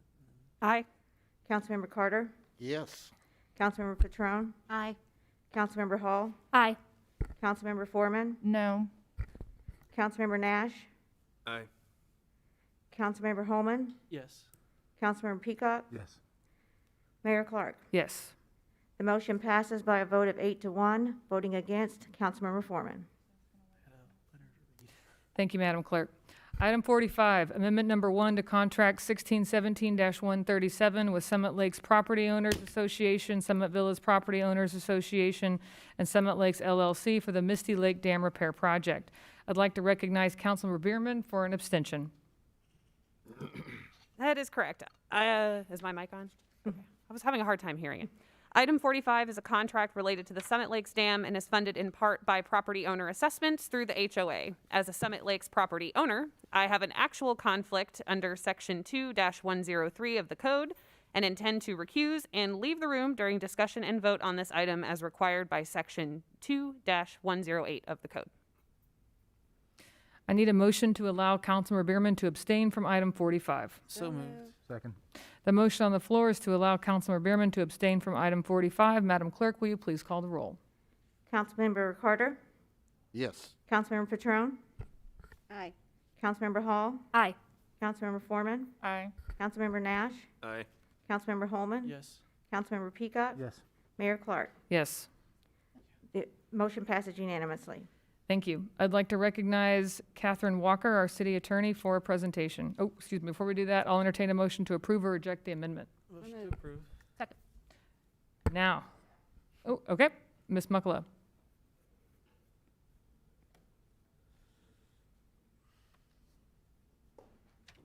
Thank you, Mayor Clark. Hello, City Council. My name's Beth Muckala. I'm Assistant City Attorney with the City of Norman.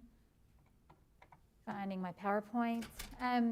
So some of you are familiar with this. This contract was actually approved back in 2017 originally. And it's between 3 private parties and then the city and the Norman Municipal Authority. The private parties are the Summit Lakes Property Owners Association, the Summit Lake Villas POA, and then Summit Lakes LLC, the developer of those neighborhoods. So Summit Lakes and Villas share a stormwater system consisting of 7 lakes, and the Misty Lake Dam was classified as a high hazard dam by the Oklahoma Water Resources Board back several years ago, and it was found to be in need of repair. So the project was evaluated, engineering studies were done, and estimates came back for a very high cost of repair, which prompted the private parties to approach the city, which was reminiscent of another project involving the Cedar Lake Dam. In that project and in this one, it was ultimately agreed to follow that model, which involves the private parties funding the repairs according to state agency oversight and approval, making sure that they're safe, so that the city can then assume the ongoing ownership and maintenance of those repairs to ensure the public safety and welfare. So the system that was set up contractually is similar to the Cedar Lake Dam project, which is actually somewhat coming to a close right as we speak. This is a more complex situation in that there's a lot more, there's more parties, but there's also a lot more lots, a lot more owners involved, and getting to this point has been challenging in that funding needed to be set up and people needed to be informed, votes needed to be taken, and so it has taken longer to get here than we had hoped, and in the meantime, some of the changes that had to be made have influenced the contract terms that were originally entered, because we have situations now that simply weren't anticipated. So a lot of the items that we're talking about are responses to the current situation. Some are simply clarifications of items that have come to our attention, some of which actually occurred when we've been finishing out the Cedar Lake situation. So we've been able to learn from that, been able to streamline, and been able to set ourselves up for a bit more flexibility in approaching and finishing out this project. So we have some amendments that were prompted by the private parties. First is that the original participation agreement provided that bidding could not occur until all funds were in hand. The original agreement provided that it would be competitively bid and contracted out by the city, though it was funded with contribution from these private parties. So the timing of the contributions had to occur prior to that bidding.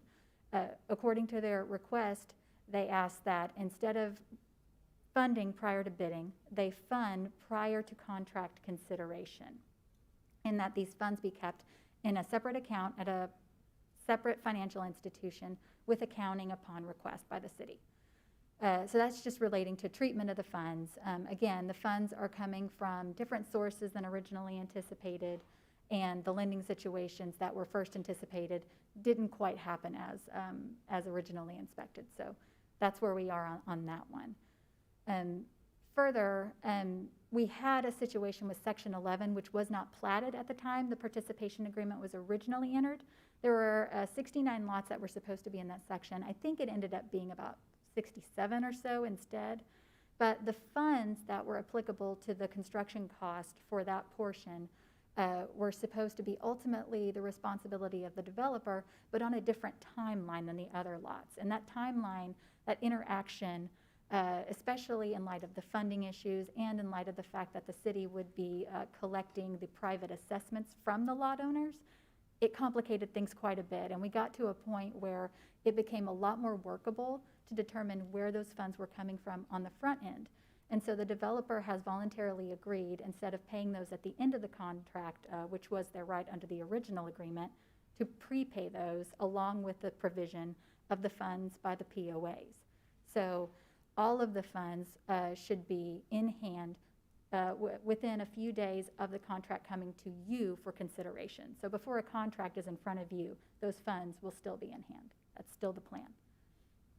And finally, the last of these just involved the fact that when the participation agreement was originally entered, it was anticipated that 100% would be lender funds.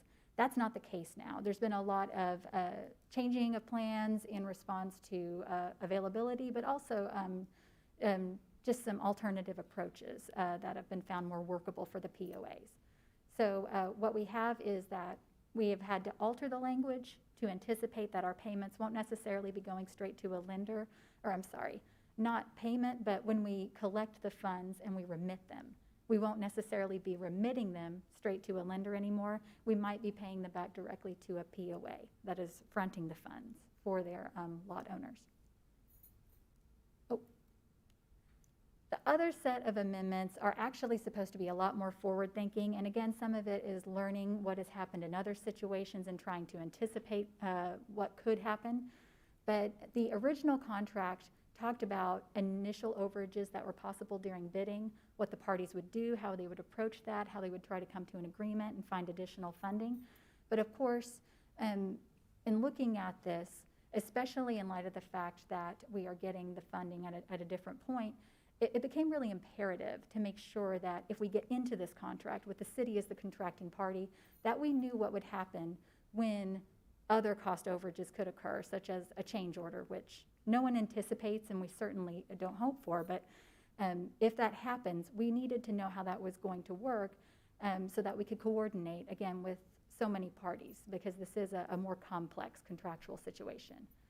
So we did talk about a lot of different options for that, a lot of which were very complicated, but the quickest way to shift some of that risk for overages was agreed to be a construction manager at risk situation, which Oklahoma statute does allow us to proceed under a competitive bidding structure.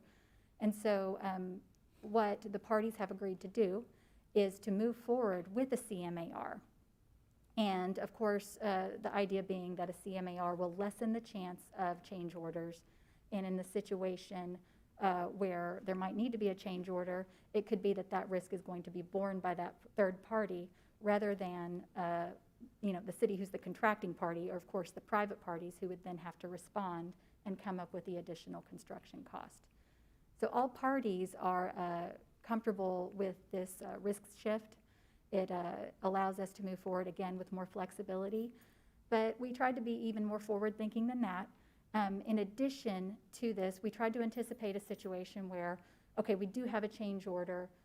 Really, what does that look like? We're still going to look at the project and find the most economical solution. So it won't be a situation where it's just, okay, where's the money coming from? We're going to look at that. We're going to be in touch with state agencies and make sure that we find a workable repair solution that will be the best situation and just not necessarily bring those change orders through. But should we have a change order, we do have some language in the contract, this amendment, that says agreement to pay up to 10% of the initial contribution, the initial funds that are being provided for construction, that will not be unreasonably withheld by the private parties. Of course, we're going to have to go back and work with them to get these funds, and this is that initial agreement that we are going to work together and that 10% will presumably be there in appropriate situation when we encounter necessary repairs and changes to the repairs. So if this is approved, what will happen next is that we will move forward with an RFQ. This amendment also contains language talking about the fact that the parties will be working together to find an RFQ format to obtain, to retain a CMAR. The private parties will each have delegates that will be involved in the selection of the CMAR so that everyone is comfortable with how these are moving forward. And again, I have to emphasize that OWRB, we are in contact with them. Dr. Evenson is in constant contact with them. We plan to move forward in every way, making sure that we are aiming for that completion with a plan that is going to work so that we can bring this whole project to fruition. So once a CMAR is retained, we will bring the contract to council for approval, and we will have funding from the parties within 3 days prior to that consideration. After that, the CMAR will bid it out pursuant to the Competitive Bidding Act and bring back a GMP. So if there are overages within the GMP, then we're going to utilize that process that we've already talked about, where presumptively we're going to have it 10% to work with, but we're also going to try to find the best economical solution for moving forward. And then, of course, after the GMP is in place, when construction is proceeding, if there are any unforeseen situations, that language applies in that situation too. So we feel like we have a pretty good plan that's protecting everyone and giving everyone a good idea of what it's going to look like in a pretty complex situation. So upon completion of construction, and this is just finishing up what the participation agreement already said, that is when the assessments are going to start being collected through city utility billing, and we will be remitting that either directly to the POAs or to the applicable lender.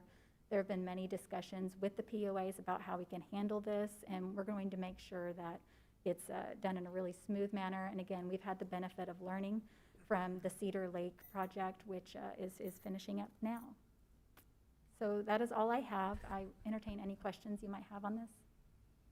Any questions from council regarding this item? I do. Councilmember Patron. Thank you for the presentation.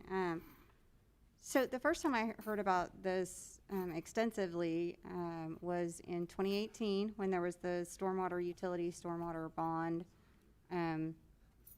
community meeting, and it was a packed house. And when there was a lot of public comment, oftentimes, you know, on a contentious meeting like that one, it went very late to give everybody an opportunity to say what they needed to say. And I think it was around 2:30 in the morning when one of the HOA members or somebody came forward to share about the situation with the Summit Lakes Dam, and it was pretty eye-opening about the situation that they were facing. And I guess probably when people hear these from the public or at home or whatever, what you want to know is, okay, how did this happen, and what have we learned from this, and how can we guarantee residents that this isn't going to happen again? And I know that this isn't maybe a question for you, but where did the engineering go wrong? How can we feel as a dais that we're confident going forward approving projects that this is not going to present itself again? Councilmember Patron, for what it's worth, we've already approved the contract. Now we're discussing. No, the amendments, I'm supportive of the contract, but I mean, I understand people. Just trying to when it keep the comes to comments this- relevant to the item at hand. So basically, we're not going to Does discuss. anyone want to try and answer that? Did we do anything to change it to where we're not going to have this type of situation going forward? Thank you, Carrie. Thank you, Ms. Evenson. Hi, Carrie Evenson, Stormwater Program Manager for the City of Norman. So Councilmember Patron, to answer your question on that, things like this happen occasionally. The reason that Summit Lakes is in particular a high hazard dam now is because of what is downstream and who and what can be impacted should that dam breach. So in this instance, you have Alameda, which is a very large road, right? Very important to our infrastructure, as well as some downstream developments that could be impacted. And so what we look at now as we go through the development process is we look at those potential impacts downstream so that we're trying to lessen that. Now, does that mean that we will never have a low hazard or significant hazard dam change to a high hazard dam? No, it's up to OWRB to make those classifications, and it depends on how development is occurring. But we are doing our part to review new structures as they're being built to make sure that we minimize those types of risks. That's the answer I wanted to hear, Ms. Evenson. Thank you very much. You're welcome. Our city staff is awesome. Any other questions from council regarding this item? Councilmember Holman. Just been talking about this specific thing for so many years now that I'm excited that we might be getting close to remedying this situation for that neighborhood. So thank you for all the work staff has done and all the neighbors and everybody in council. So. All right. The motion on the floor is to approve the amendment. Madam Clerk, will you please call the roll? Councilmember Carter? Aye. Councilmember Patron? Aye. Councilmember Hall? Aye. Councilmember Foreman? Aye. Councilmember Nash? Aye. Councilmember Holman? Yes. Councilmember Peacock? Yes. Mayor Clark? Yes. The motion passes unanimously with Councilmember Bierman abstaining. Speaking of Councilmember Bierman, can we find her? Thank you. Thank you, Madam Clerk. Right on cue. All right. New school. On to item 46, preliminary plat for Hames Addition for approximately 1.0902 acres of property located at 910 and 920 North Lahoma Avenue. I'll entertain a motion to approve or reject the preliminary plat. Motion to approve. Second. Is the applicant or representative of the applicant here to make a presentation?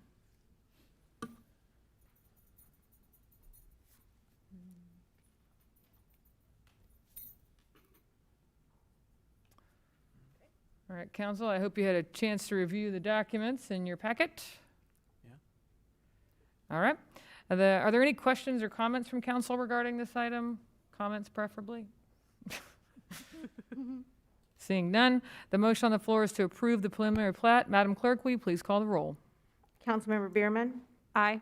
Councilmember Carter? Aye. Councilmember Petrone? Aye. Councilmember Hall? Aye. Councilmember Foreman? Aye. Councilmember Nash? Aye.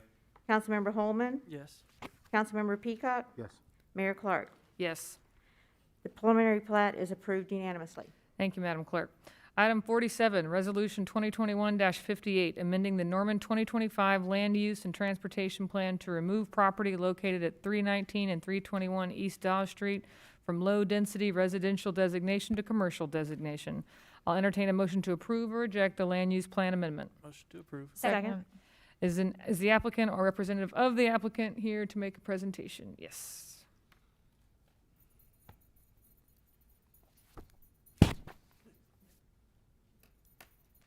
Good evening, Mayor Clark and City Council. I'm Gunnar Joyce with Rieger Law Group, representing the applicant. Denise Clear is here, also with Don's Mobile Lock Shop, and then Tony Bragg, the architect on the project. And I'll be pretty quick. I'll go through this pretty quickly, and then happy to answer any questions you guys might have. I believe we've got PowerPoint on the back end of this. Here we go. Okay, so this is the location map. It's 3 lots that we're talking about, 319, 321, and 323 East Dawes Street. This one right here, 323 East Dawes Street, the farthest east lot in this range of 3 is the existing site of Don's Mobile Lock Shop. It's a local business that's been here for almost 50 years. In 2022, it'll be 50 years. Started in 1972.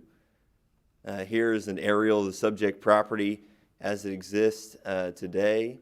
The current 2025 and zoning maps, the 2025 for these 3 lots is low-density residential and then commercial on 323 East Dawes, and the zoning is R3 and then C2. What we're requesting here today is turning all 3 lots into a commercial 2025 plan and then a SPUD that seeks commercial uses and an allowance for an existing residential house to stay on site.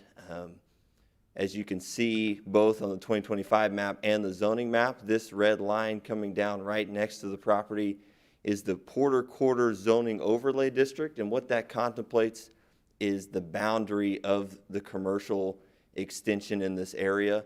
And as the staff report shows, and as I show on these slides, really what's contemplated is commercial expanding to that line.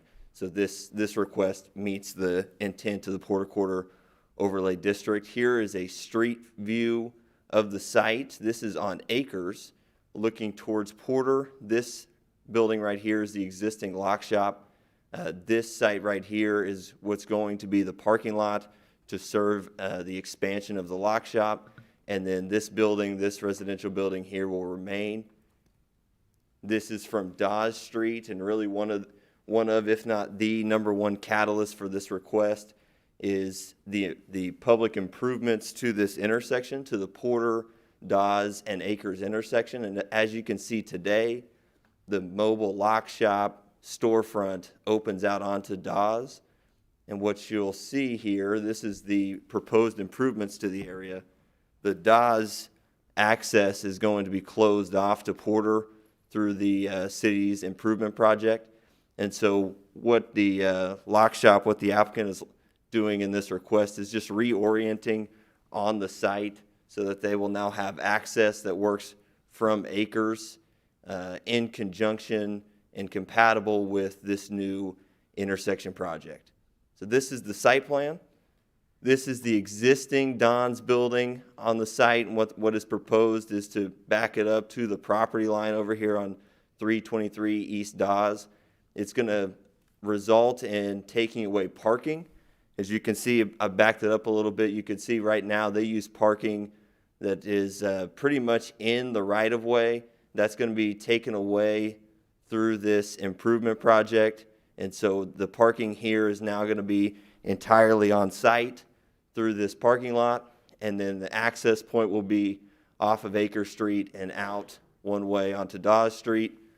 This is the existing residential building that will remain. It'll be allowed to remain through the SPUD document, but ultimately will have the ability to be redeveloped as a commercial use as contemplated by the Porter Quarter Zoning Overlay District. When that happens, the two kind of negotiated aspects of the overlay district, a masonry wall and a landscape buffer, will be put on this property. While it remains to be a residential house, it's allowed to have a wood fence typical of two residential neighbors next to each other.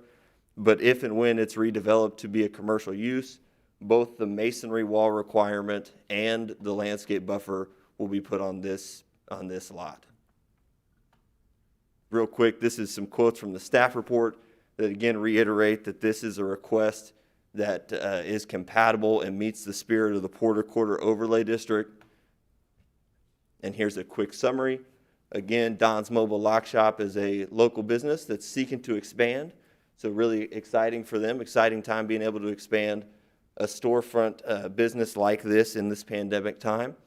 Again, we're bringing parking onto the site and out of the right-of-way as currently existed, a rezoning of all three lots to commercial uses as contemplated by the overlay district, and then finally, as I discussed, the allowance to keep that residential house, but when it goes away, if it goes away, again, ensuring that the border wall and the landscape buffer will be applied here. We're not aware of any protests. This did go to Greenbelt Commission because we had the residential allowance, no comments at that meeting, and then unanimous recommendation of approval by Planning Commission. And happy to take any questions. Councilmember Hall. Thank you for that presentation. I have a couple of questions and a couple of comments, and I'll try to be brief. I've been working with Mrs. Clear and her family since early this summer, as well as Mr. Joyce. This, to me, is a perfect example of how the Porter Quarter Zoning Overlay District is actually working as planned. He pointed out the boundary of the boundary line between the expansion, the allowed expansion to the west into what had been an existing neighborhood, and that is all part of the Porter Corridor Zoning Overlay District, and a comprehensive plan to increase the sustainability and success of our local businesses, while also respecting the transition from the commercial district to the neighborhood. So one of the key points that you pointed out is the fact that, as you all know, I'm quite fond of masonry walls. And I had some concerns at the beginning because masonry wall is a required element for the Porter Corridor Overlay District. But the immediate plan, and this question for you on behalf of your applicant, the immediate plan is to retain the residential structure. And it is a single-family home, correct? Absolutely correct. Yep. Okay. So I was, like I said, I had some concerns about that because it is a current single-family home. The current zoning is R3. So one of the things that has come up, and a couple questions that have been raised by interested parties, are what's going to happen if you do decide to take that house down at some point, and you have written into the SPUD language that if you put a residence there, that it would be a single-family home, correct? Yeah, that's right. For purposes of that actual lot, it could be considered somewhat, for residential allowances, a downzoning, because as you're getting at, it's allowed to be R3 multifamily, and the only allowable residential use that we've drafted in is single-family home. And I think that's a really important point, and to the credit of the applicant to write that language in there, because this is a really sensitive transition area from this commercial expansion to the residential neighborhood. So it's intended to remain a residence for the foreseeable future. When the time comes that that use is changed, you have pinned down the language that you will comply with building the masonry wall as to be in compliance with the intent of the zoning district if it moves to a commercial use. Right? Absolutely right. Yep. Yeah. The other thing, I want to just remind the council that, you know, this is also an example of all of the puzzle pieces that have to come together to move forward with these projects that the voters have approved. So we're getting ready to begin construction on the Porter Acres intersection, and we've already kind of worked through the other puzzle piece, which is right across the street, which is Van's Pig Stand. And so this is really one of the final elements to get in place to allow Don's Mobile Lock Shop to continue to be sustainable and grow, but also take care of all of the issues that have been raised because we are going forward with a voter-approved project for the intersection. So I am definitely in support of this project and appreciate the patience and the perseverance of the Don's Mobile Lock Shop family. It's been quite a process to get to this point, and thank you for being sensitive to what the intent is of the Porter Corridor overlay. Thank you. Thank you, Councilmember. Councilmember Holman. Yeah, just briefly, the House 321, it's still standing, but will be removed for this parking lot. That's correct. You know, a lot of folks very concerned in Norman, especially central Norman, about older homes being removed, especially for parking lots. Just want to be clear, in the council, we cannot prevent somebody from removing a structure on their own private property. And so we're always very conscious about those types of decisions. And just wanted to make sure that when that structure is removed, there would be opportunities for, you know, the Restore and other entities to, you know, save as much of what can be salvaged from it, so that, you know, other homes can benefit from that as well. Yeah, Denise might be able to speak more on this, but I believe you've already reached out to Habitat for Humanity or did previously with that house.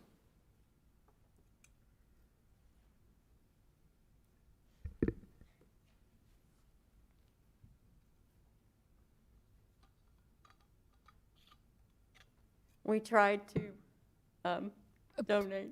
Please Sorry. introduce yourself. I'm Denise Clear, daughter of Don Holzberline, who started Don's Mobile Lock Shop. This has been going on for so many years, and I'm just emotionally overwhelmed. But we have tried to give the house away. We tried to get Habitat for Humanity to relocate it. We've tried to get them to come take parts out of it. We would love for it to be used and utilized, and if someone would take it, there you go, it's yours. However, now we're in a time constraint. We only have a few months before we have no access to our building.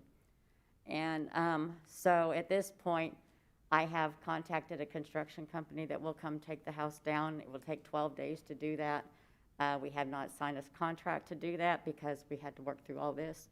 But we're desperate to get access from our building to our building because we're going to be closed off while this process is going on. And we get 1/4 of our income is from drive-in.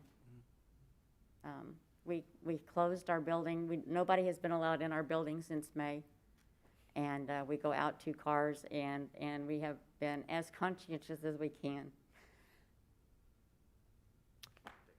I really appreciate that, Denise. So anybody out there listening, Habitat for Humanity or any other entities that are interested, you've got a short window to get out there and get what you can before that that house is gone. So thank you very much. I appreciate it. Thank you. Any other questions from council regarding this item?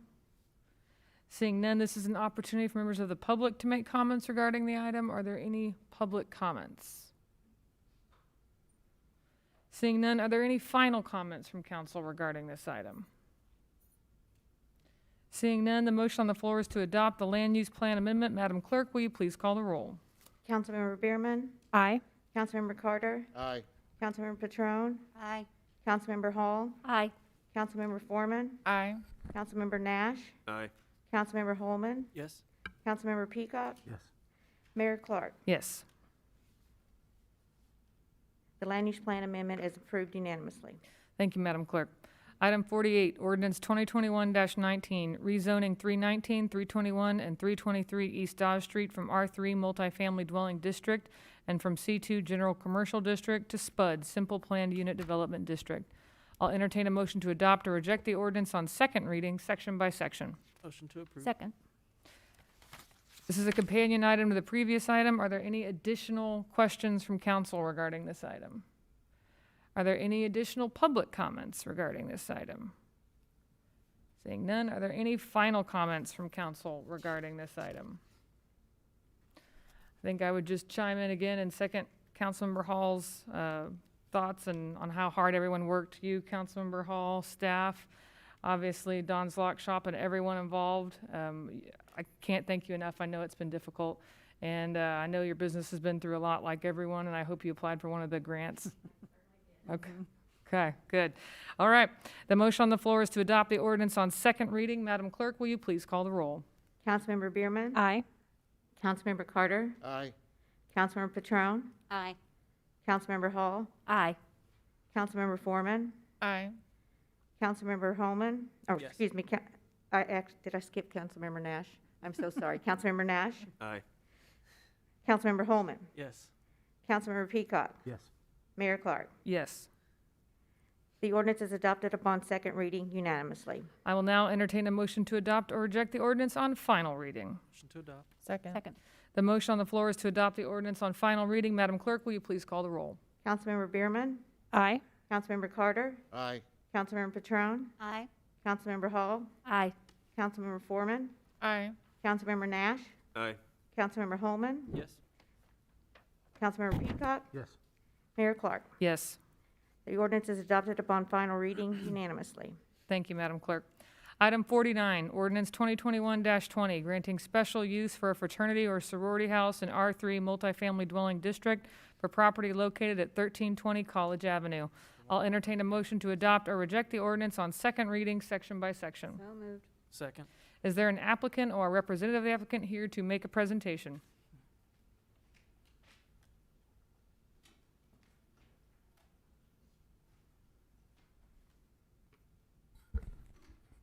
Go ahead and introduce yourself. My name's Todd Crowell. I'm the lead architect for this project. I'm also an alumni of Delta Tau Delta fraternity. So it's a great honor for me to be associated with this project. There was a fraternity house here before, since 1968. It burned down in last April, probably aware of it. And we've started the fundraising to rebuild it. We have the architecture plans ready to go to permit. And this is the site plan that we are proposing. We have colleges on the right, Chautauqua's on the left. And we had a courtyard building before. I think that's in a slide here. We have utility plans shown if anybody has interest on how we're tying in and connecting up. There's the tract of land. I guess my mouse works here. Right here.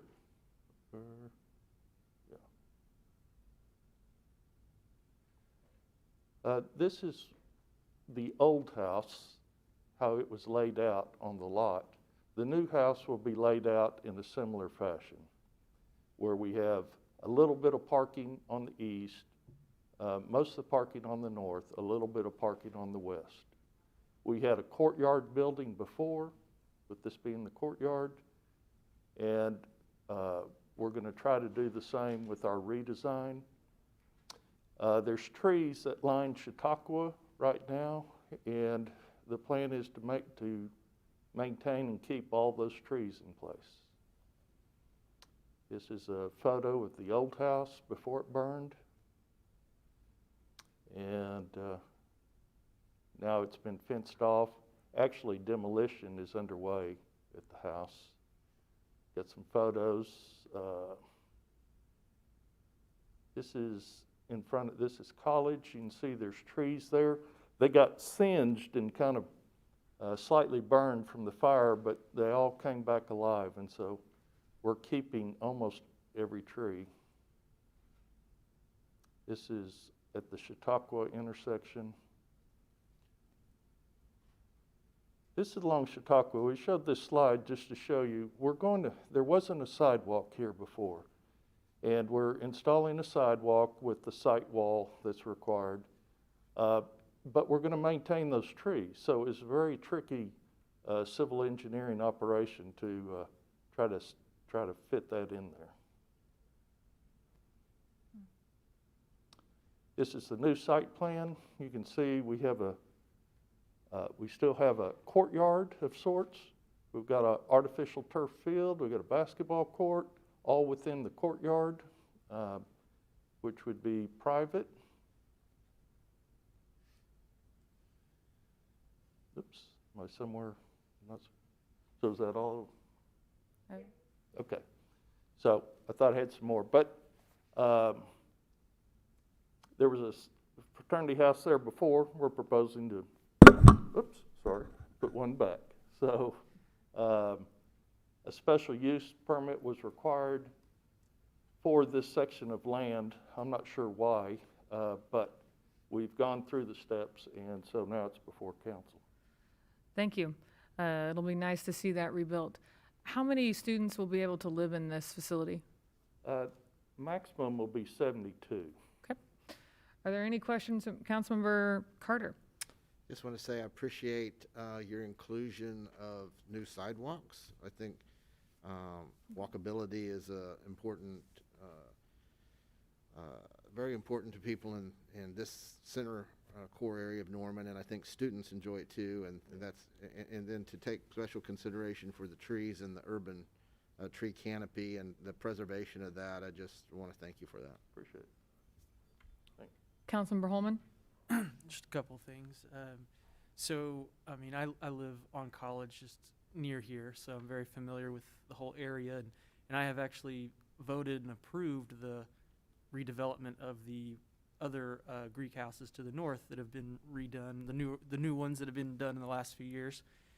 So it's been really nice to see, the newer structures go up, and all the other ones that we have required the new sidewalk. For those, we've required the 10-foot multimodal path.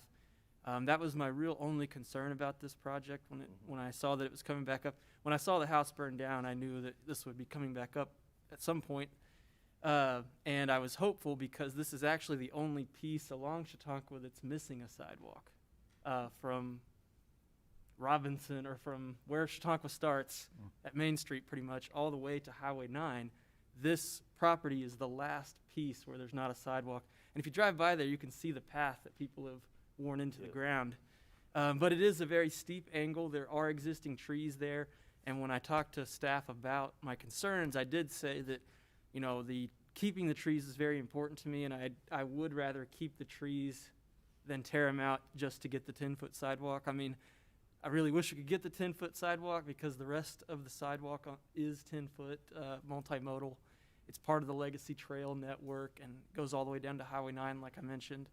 But I am, again, really wanting to save these trees, and having a sidewalk, even though it's not the 10-foot one, to finish this connection, I think is really important. So I am excited to see this presented. And I did have a question of maybe staff about that Delta Street.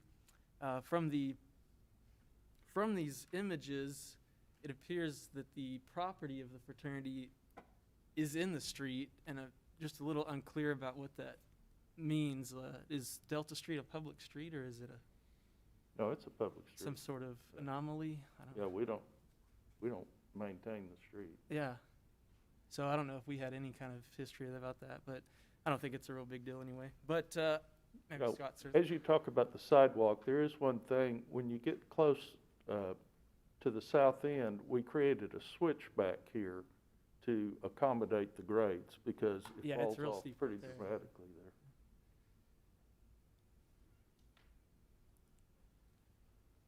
Scott Sturt, city engineer. Staff spent some considerable time trying to find out more information about Delta Street, and there's no dedication for that. So it's kind of one of those things, I think it's just historical, it's there, but we do not have a dedication for that. There is not dedicated right away. We were looking at it for the need of, did we need to put sidewalks along it? It was kind of really what our interest was. So it's really a drive more than it is a street. It's just kind of become named and become a part of Norman, but we don't actually have any claim or. Is that something that needs to be? That's something that we'll continue to research at this point, just to find out what's going on there. But yeah, staff spent time and couldn't find it. It's okay. Okay. All right. Well, I appreciate it, and I am definitely looking forward, as a resident of the neighborhood, looking forward to this sidewalk completion above all. So, thank you.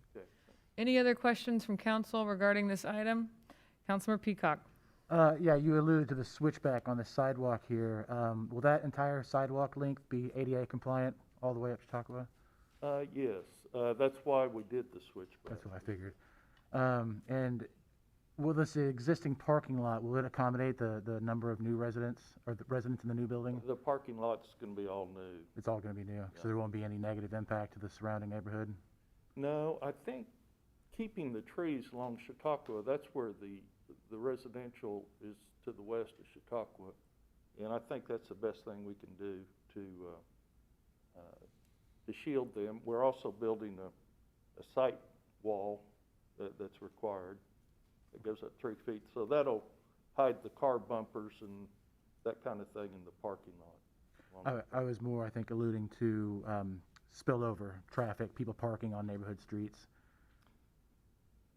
Yeah, parking on the streets?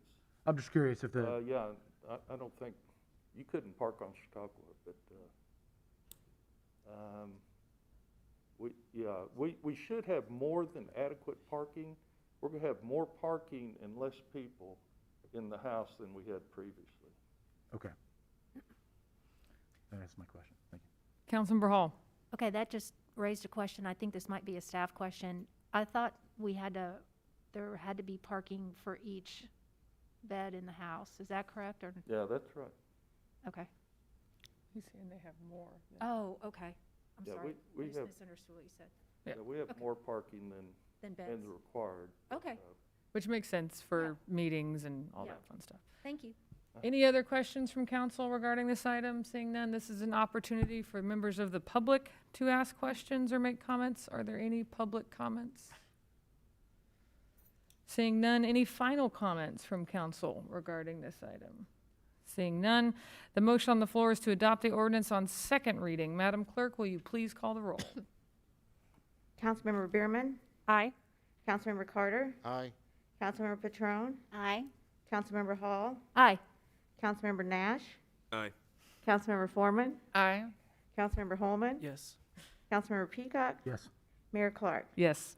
The ordinance is adopted upon second reading unanimously. Thank you, Madam Clerk. I'll now entertain a motion to adopt or reject the ordinance on final reading. Motion. Second. The motion on the floor is to adopt the ordinance on final reading. Madam Clerk, will you please call the roll? Councilmember Bierman? Aye. Councilmember Carter? Aye. Councilmember Patron? Aye. Councilmember Hall? Aye. Councilmember Nash? Aye. Councilmember Foreman? Aye. Councilmember Holman? Yes. Councilmember Peacock? Yes. Mayor Clark? Yes. The ordinance is adopted upon final reading unanimously.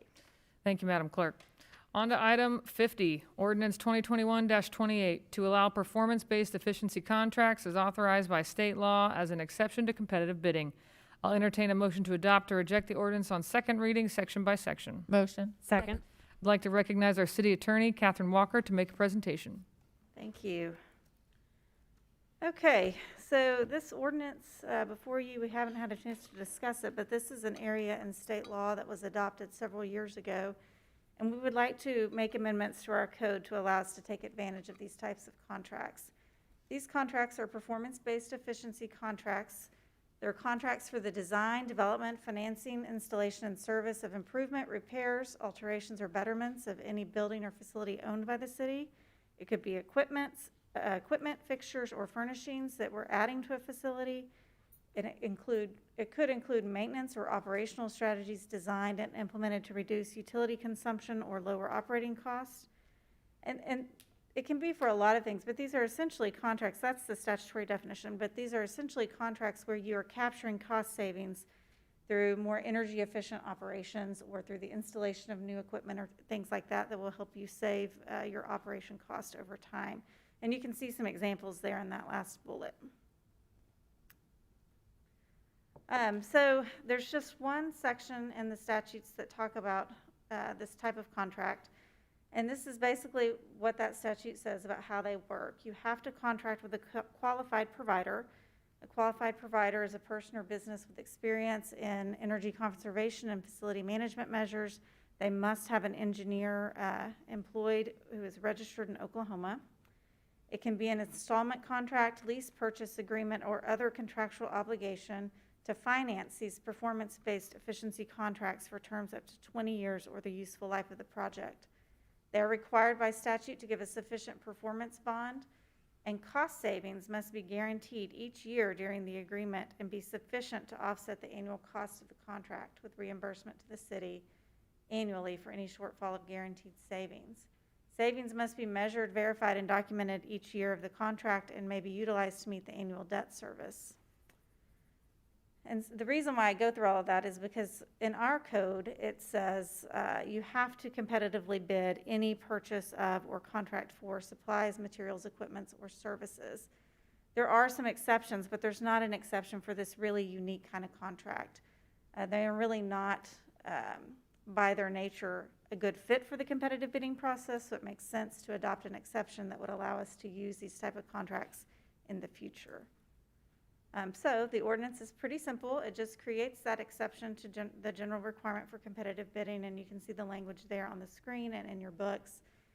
Any contract under this method would have to meet Section 318 of Title 62, as may be amended from time to time. And we've had a couple of things come to us that could be potentially beneficial to the city that would require this type of exception, and so that's what we're wanting to be able to pursue. That I'd be happy to answer any questions. Madam Attorney? Yes. Council, in our conversations about your goals and objectives related to Ready for 100, this is a tool I was able to take advantage of for 15 years in the state of California with some pretty impressive results in an environment that's much easier to accomplish these tasks. In Oklahoma, it's a little more challenging. If it were easy, everybody would have already done it. Through prolonged effort on the part of our city attorney, we looked for this opportunity for quite a while. It didn't exist in state statutes where we thought it was. We kind of found this particular opportunity in a roundabout way.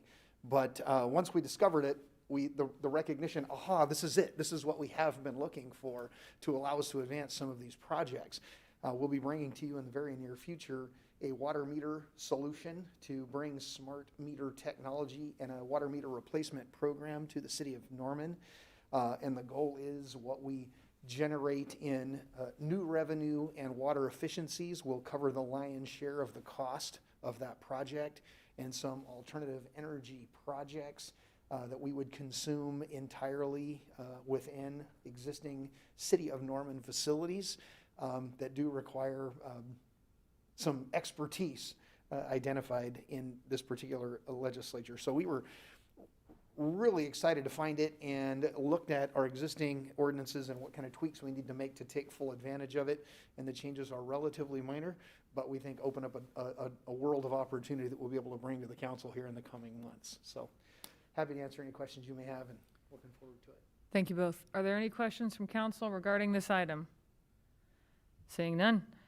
This is an opportunity for members of the public to make comments regarding this item. Are there any public comments? Seeing none, are there any final comments from council regarding this item?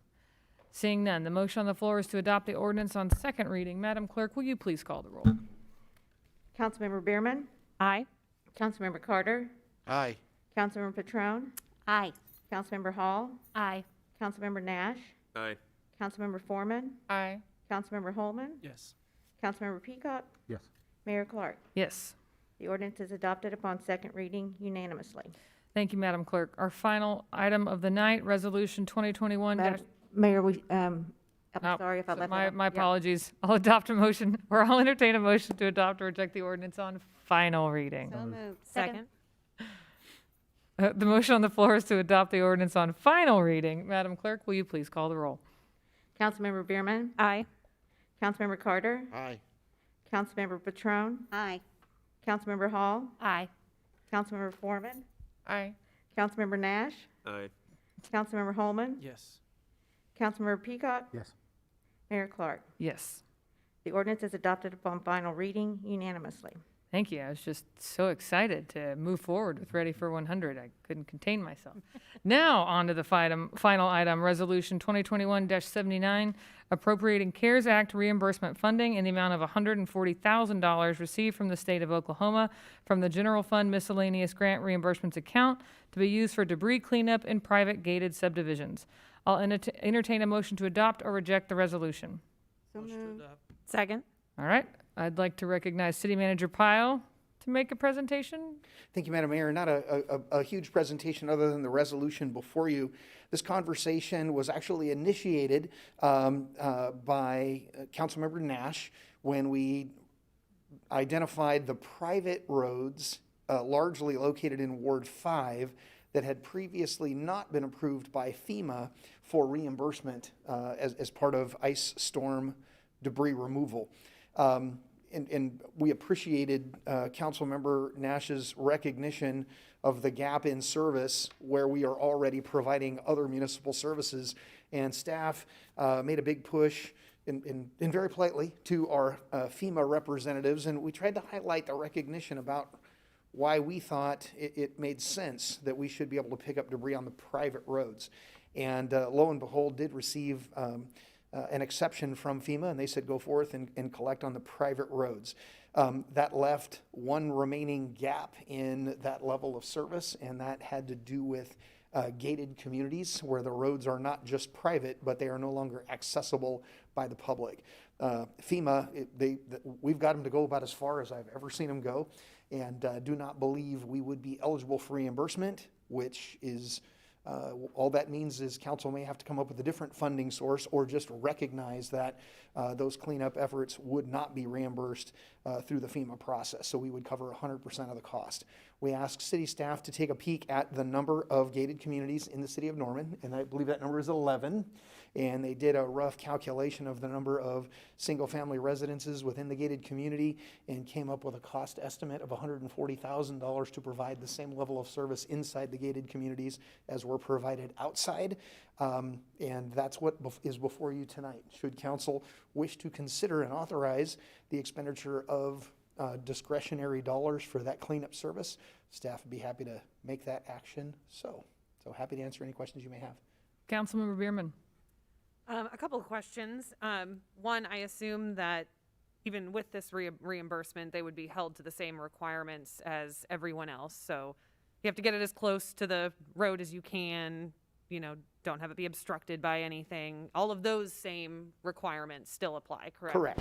Size limitations, Yes. et cetera. Okay. Second question is, I imagine that in almost no other way do we exclude private gated communities in this town. We still pick up their trash. We still pick up their recycling. We still show up if their house is on fire. Exactly. And squirt water. They pay the same rate of sales tax. And the same utility rates. Right. There are also homes that are significantly larger than ones that are in private gated neighborhood that also still got storm debris cleanup despite the value of their property. That is correct. So, to me, this seems like just us trying to find a way through considering a FEMA roadblock. I for something like this. I certainly don't like the idea of treating any residents of our community differently than any others just because they happen to live behind a gate. There are plenty of large homes that are not behind gates that still got the same level of service as every other resident of this city. And I really appreciate Councilmember Nash and Councilmember Patron fighting so hard for their constituents who have been left out of the federal bureaucracy when it comes to reimbursement. So I'm happy to support this tonight, and I appreciate staff and council members Patron and Nash working so hard to find a solution that doesn't dip just into regular general fund expenditures, since this is coming from CARES Act reimbursement and not our general fund.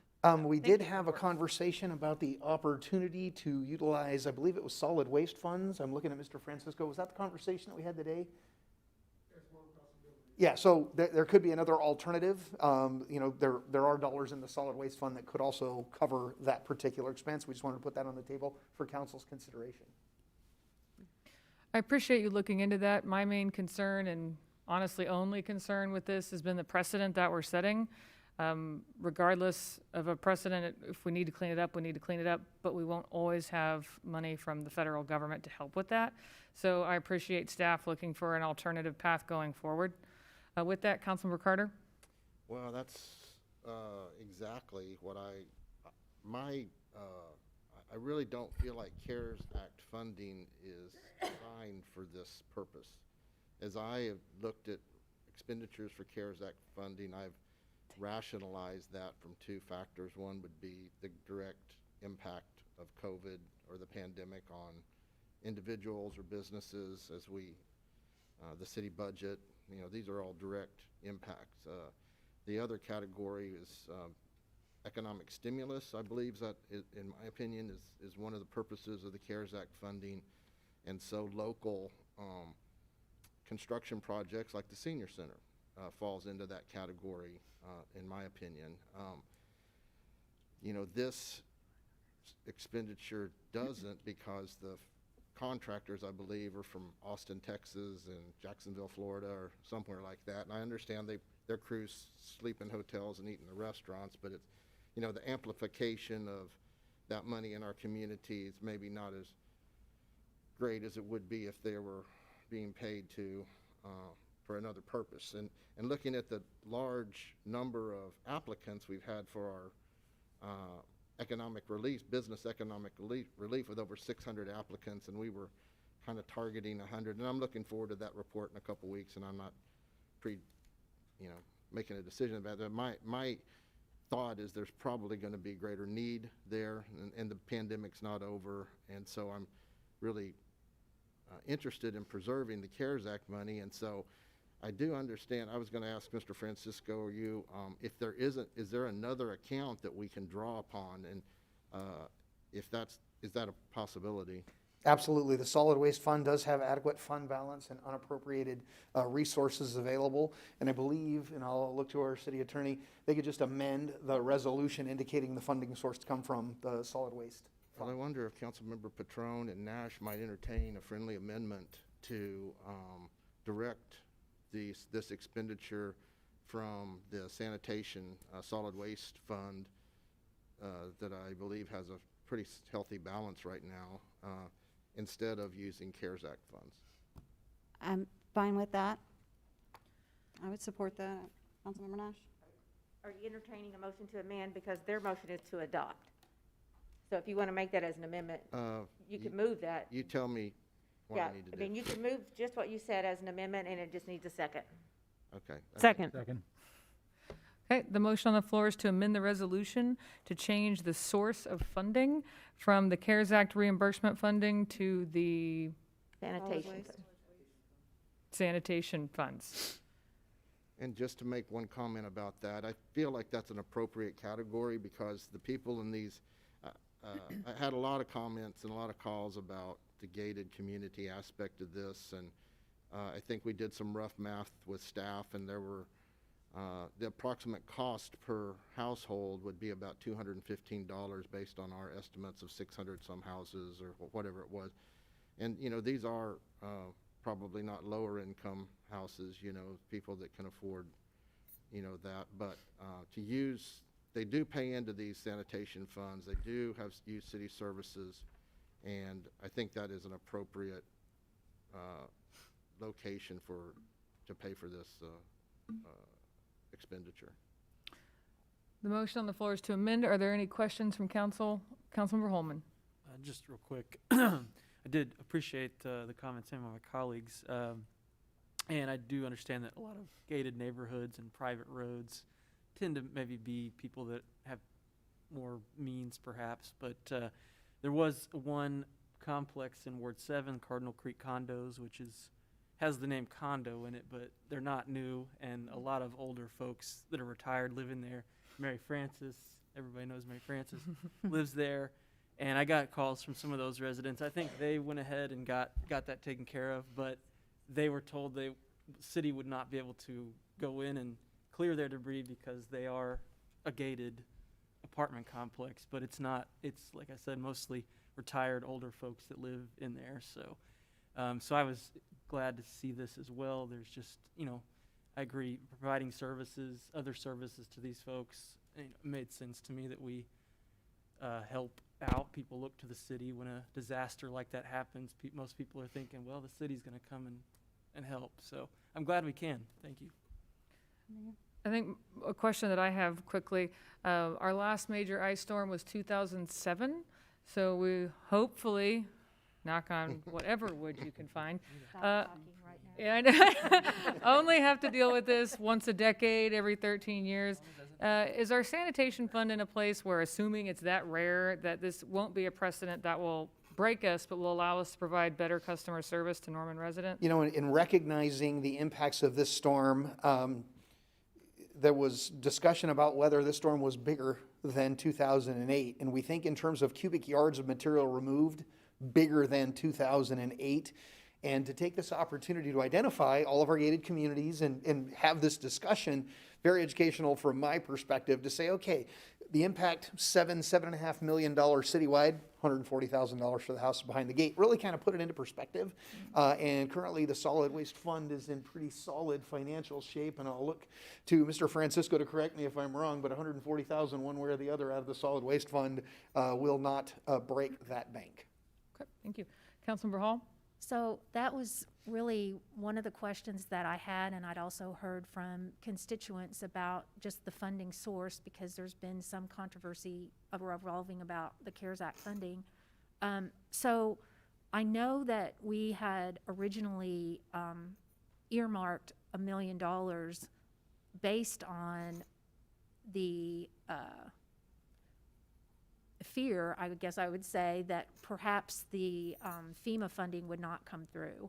So is that why we ended up, that this was the first choice of why we chose the CARES Act funding, because we had already earmarked that for debris pickup?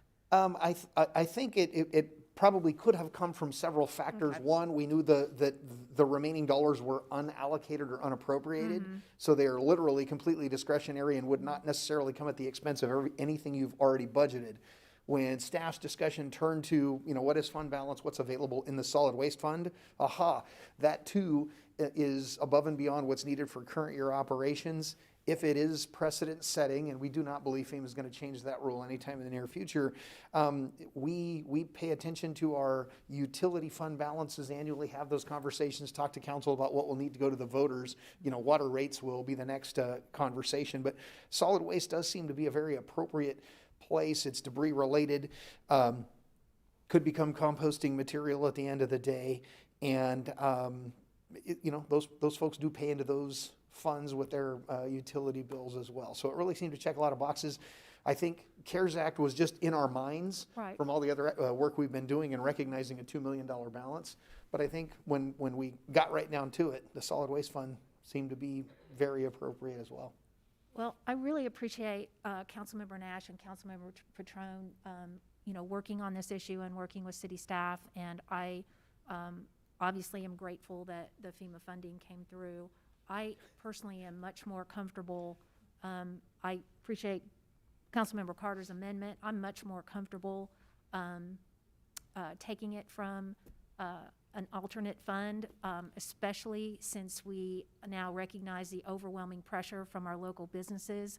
It would just free up a little more resources possibly that we could push in that direction since we're not going to meet the needs. So I'm in support of your amendment. Thank you. Councilmember Peacock. I'm just going to piggyback on what Councilmember Hall just said. Yeah, I had the same questions and comments and concerns as Councilmember Carter about the CARES Act funding, so thank you for bringing that up, and I will also be supporting this amendment. Mayor. Councilmember Patron?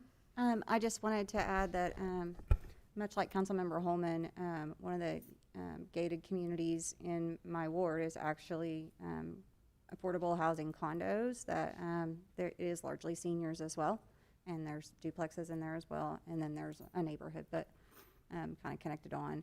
But anyway, I think that there's a myth that I'm hearing or seeing online that all gated communities are somehow extremely affluent, and it's just not exactly true. It is definitely a way that we put, add mom and dad to have some extra protection. Maybe those were built, I don't know, the late 80s, kind of a fad back then. Anyway, just wanted to add that. Thank you. Councilmember Carter? I just want to thank Councilmember Holman and Patron for educating me on that, because I definitely had that perception that these were, that those type housing weren't behind those type of situations. So thank you so much for doing that.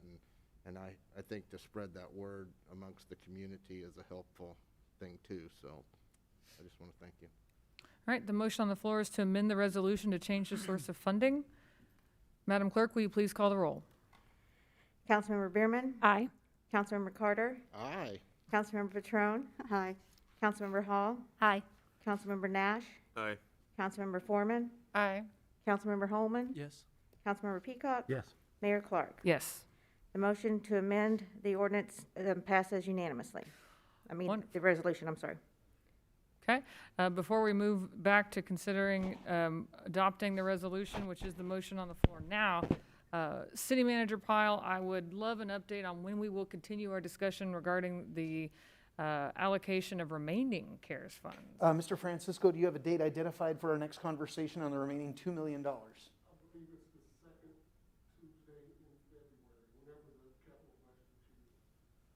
Okay, because I'm sure we will get that question. I know that we have had requests from the business community to get on top of that, and I know the sooner we can help them, the better. But now we have a date certain for when that discussion will be continued, so thank you. All right, the motion on the floor is to adopt, any other questions or comments from council regarding the motion to adopt the resolution? Okay, Councilmember Nash? I'm glad that we finally established that whose shoulders bear the responsibility of maintaining the roads is no longer relevant to who gets aid in the midst of a declared disaster. I think it should be possible to restrict it to declared disasters, not fall down the slippery slope of jumping to address every time the wind blows a little bit harder than usual.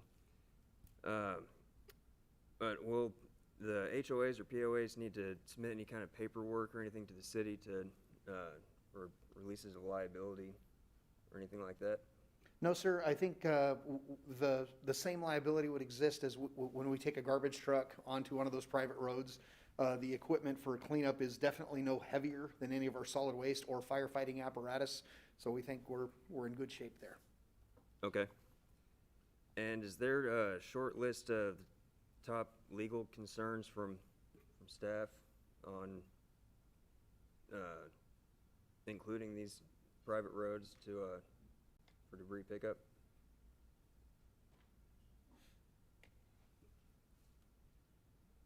I don't know that I have a list of concerns. My concern is always ensuring that we're using public dollars for a public purpose and not to benefit a private property owner. So in cases where debris is in the public right-of-way, it's very easy to say that's the public purpose. Private roads can be a little bit different.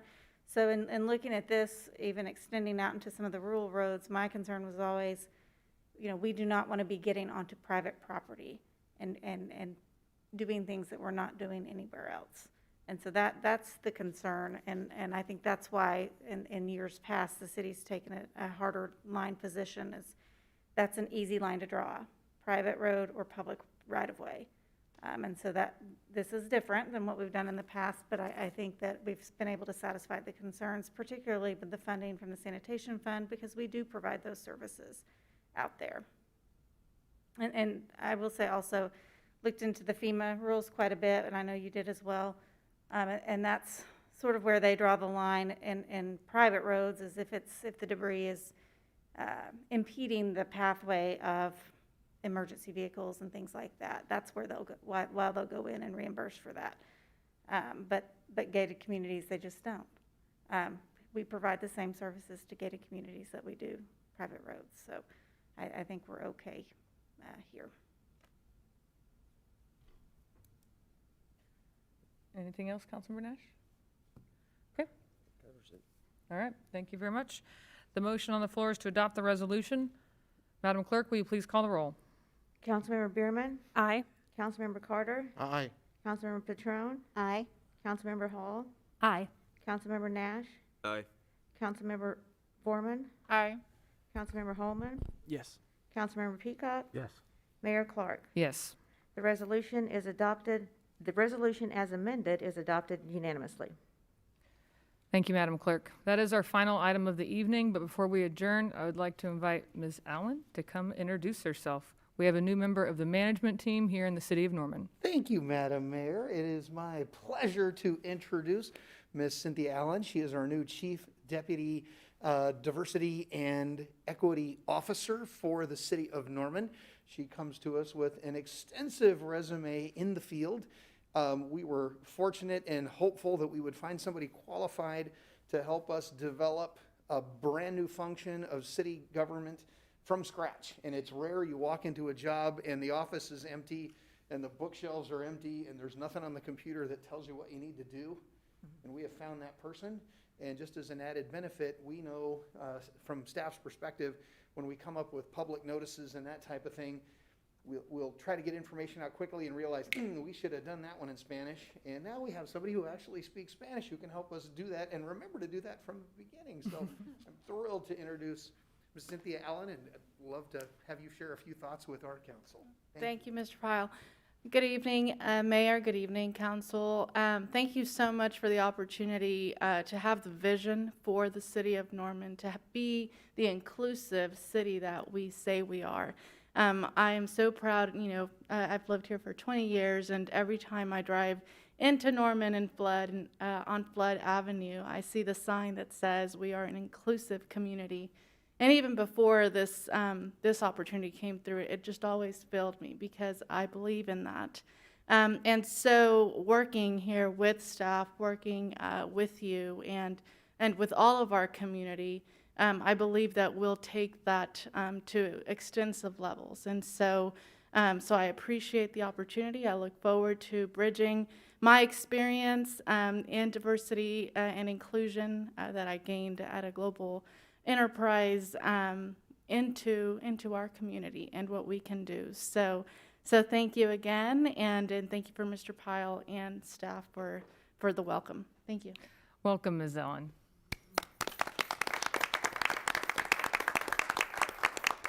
Ms. Allen will be sharing the welcoming remarks with me at the virtual Mayor's Interfaith Breakfast on Monday, so you can hear more from her there.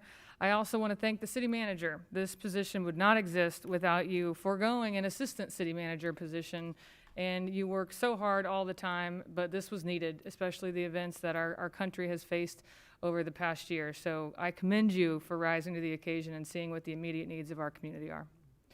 With that, this meeting is adjourned.